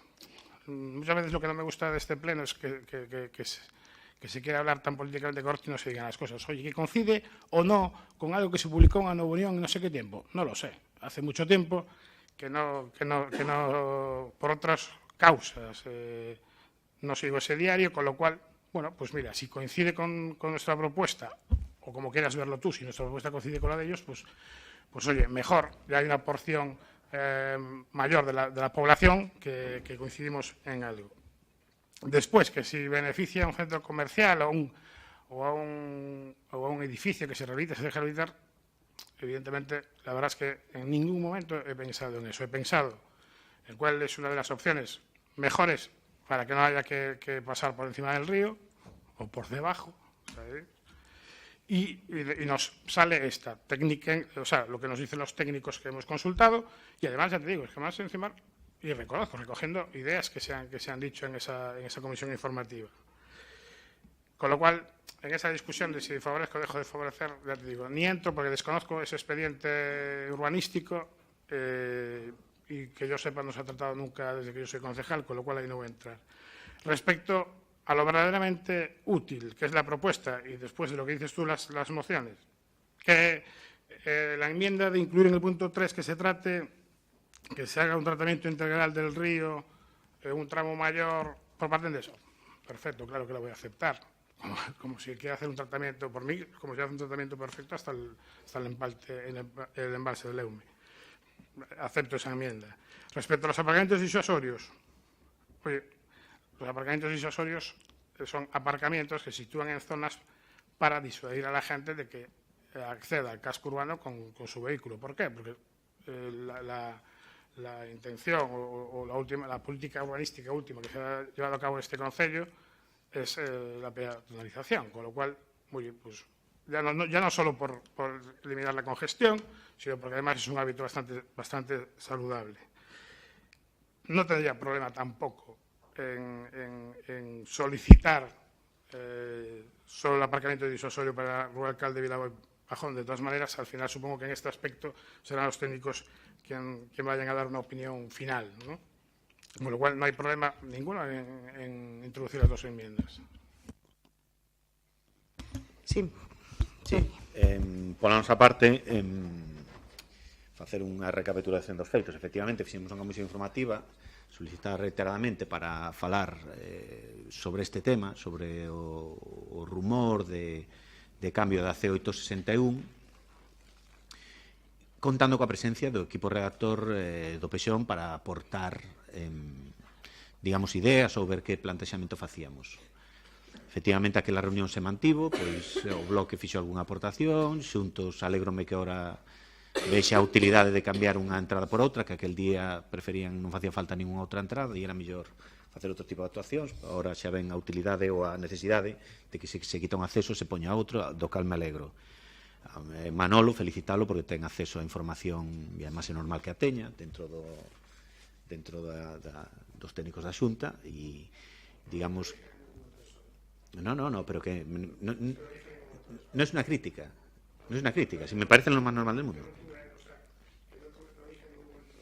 Bueno, pues casualmente nosotros tuvimos unha reunión o viernes pasado en Ferrol, como con a Xunta, como con Endesa, e efectivamente o que ali se nos presentou coincide, faltan cousas, pero coincide co que Manolo presenta aquí. Bueno, pode ser casualidade, pode non ser casualidade, pero coincide. Efectivamente, nosotros a raíz, despois daquela reunión que mantivemos todos os grupos políticos, pois ali falouse de aparcamento disuasorio, falouse de que hai que garantir o acceso ao río en toda a parte que queda, digamos, neutralizada ou anulada, en fin, do que se pideu e se trasladou a Endesa, pois no que se nos enseñou o viernes figura, aparece.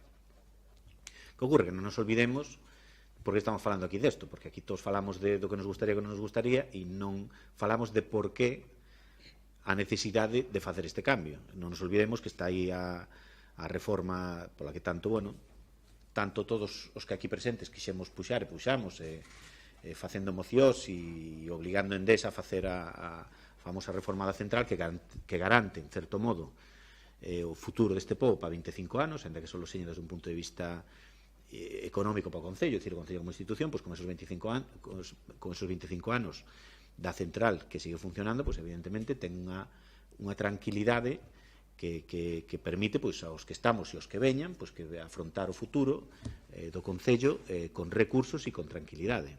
E é por eso polo que hai que cambiar a C861, porque aquí non é que se nos ocurra ahora a nosotros, si é certo que desde toda a vida se falou que non tiña moito xeito entrar por as Pontes ao lado dunha central e dun mastodonte de 365 metros, que como é a chimenea, non ten moito xeito. Xa nosotros, se non recordo, PSOE, en algún programa destos que se di que tanto incumplimos, pois xa se trataba aquelo de cambiar a C861 e facer unha parcela industrial única, eso xa aparecía nos papeles hai moito tempo. Me imagino que pois aquí todo o mundo aporta ideas en aras á colaboración.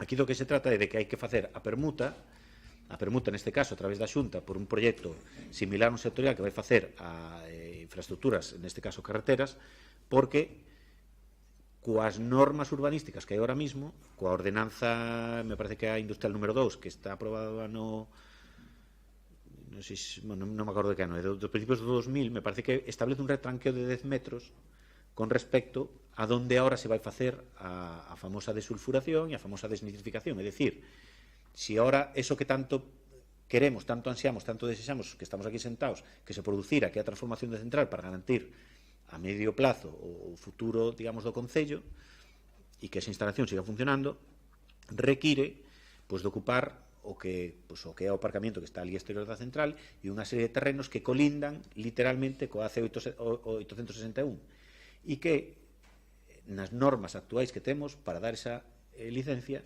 marca un retranqueo de 10 metros. Con ese retranqueo de 10 metros o Concello non pode dar licencia para esa reforma. Polo tanto, se chega á conclusión de que hai que facer algo con esa C861 entre rotondas. E iso é van facer en Endesa, evidentemente, falda coa Xunta, que a Xunta ten competencia para actuar no ámbito supramunicipal, pode utilizar as competencias urbanísticas, as competencias de carreteras. E a través da lei de carreteras o que se vai facer é transformar ese tramo da C861 en unha vía de servicio.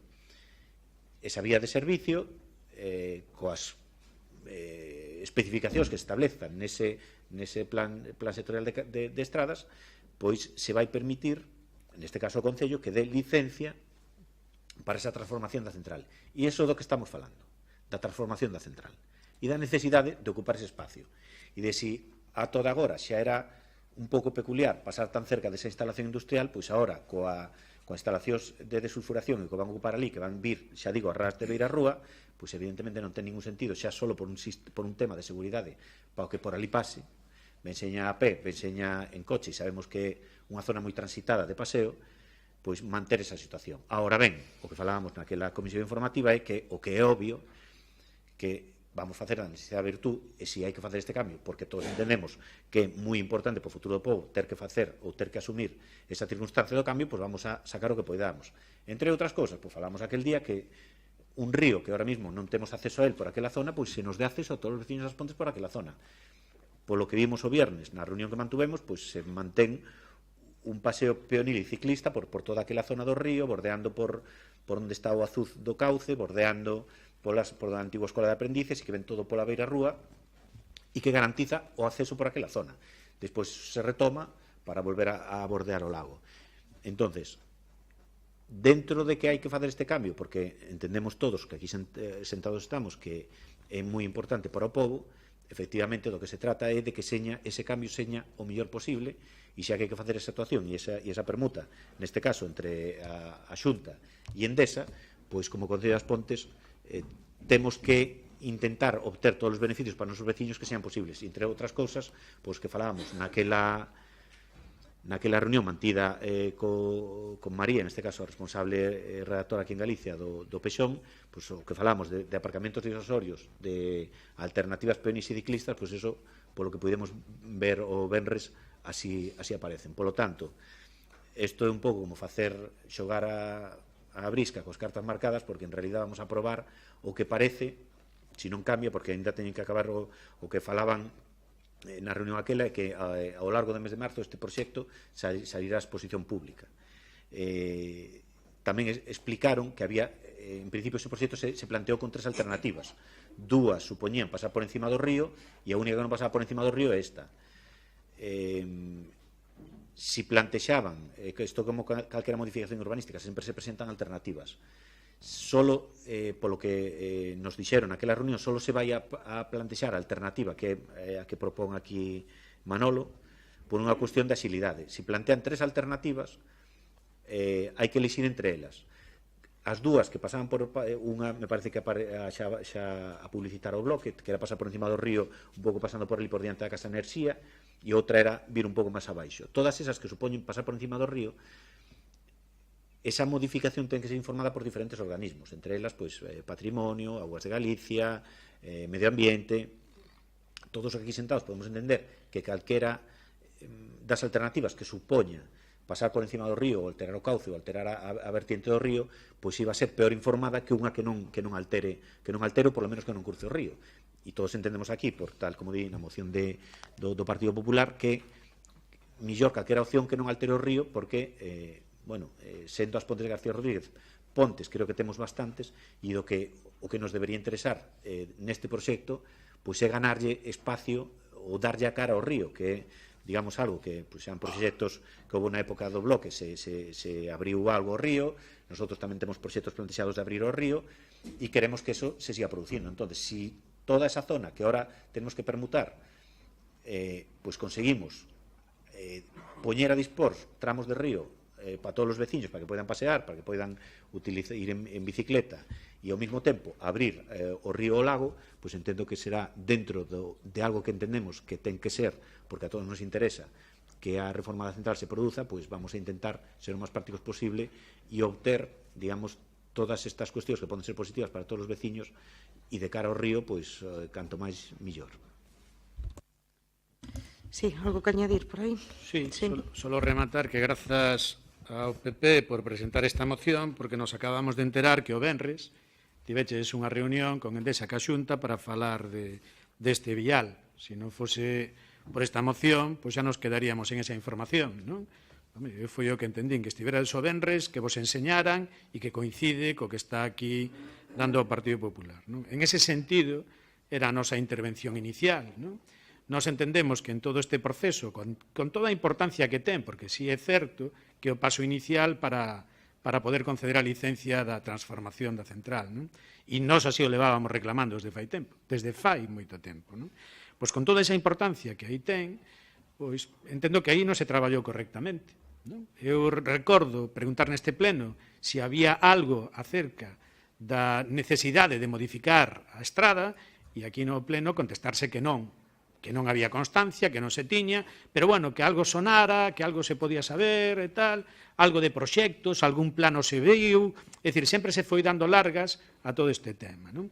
Bueno, e agora, ao final, pois parece que todo nos conduce a unha única alternativa. Non vamos a ter máis, porque, ademais, o prazo de tempo non nos deixa escoller máis. Logo, aquí, estamos amarrados e vamos a ter que tragar ca que se nos poña, evidentemente, non?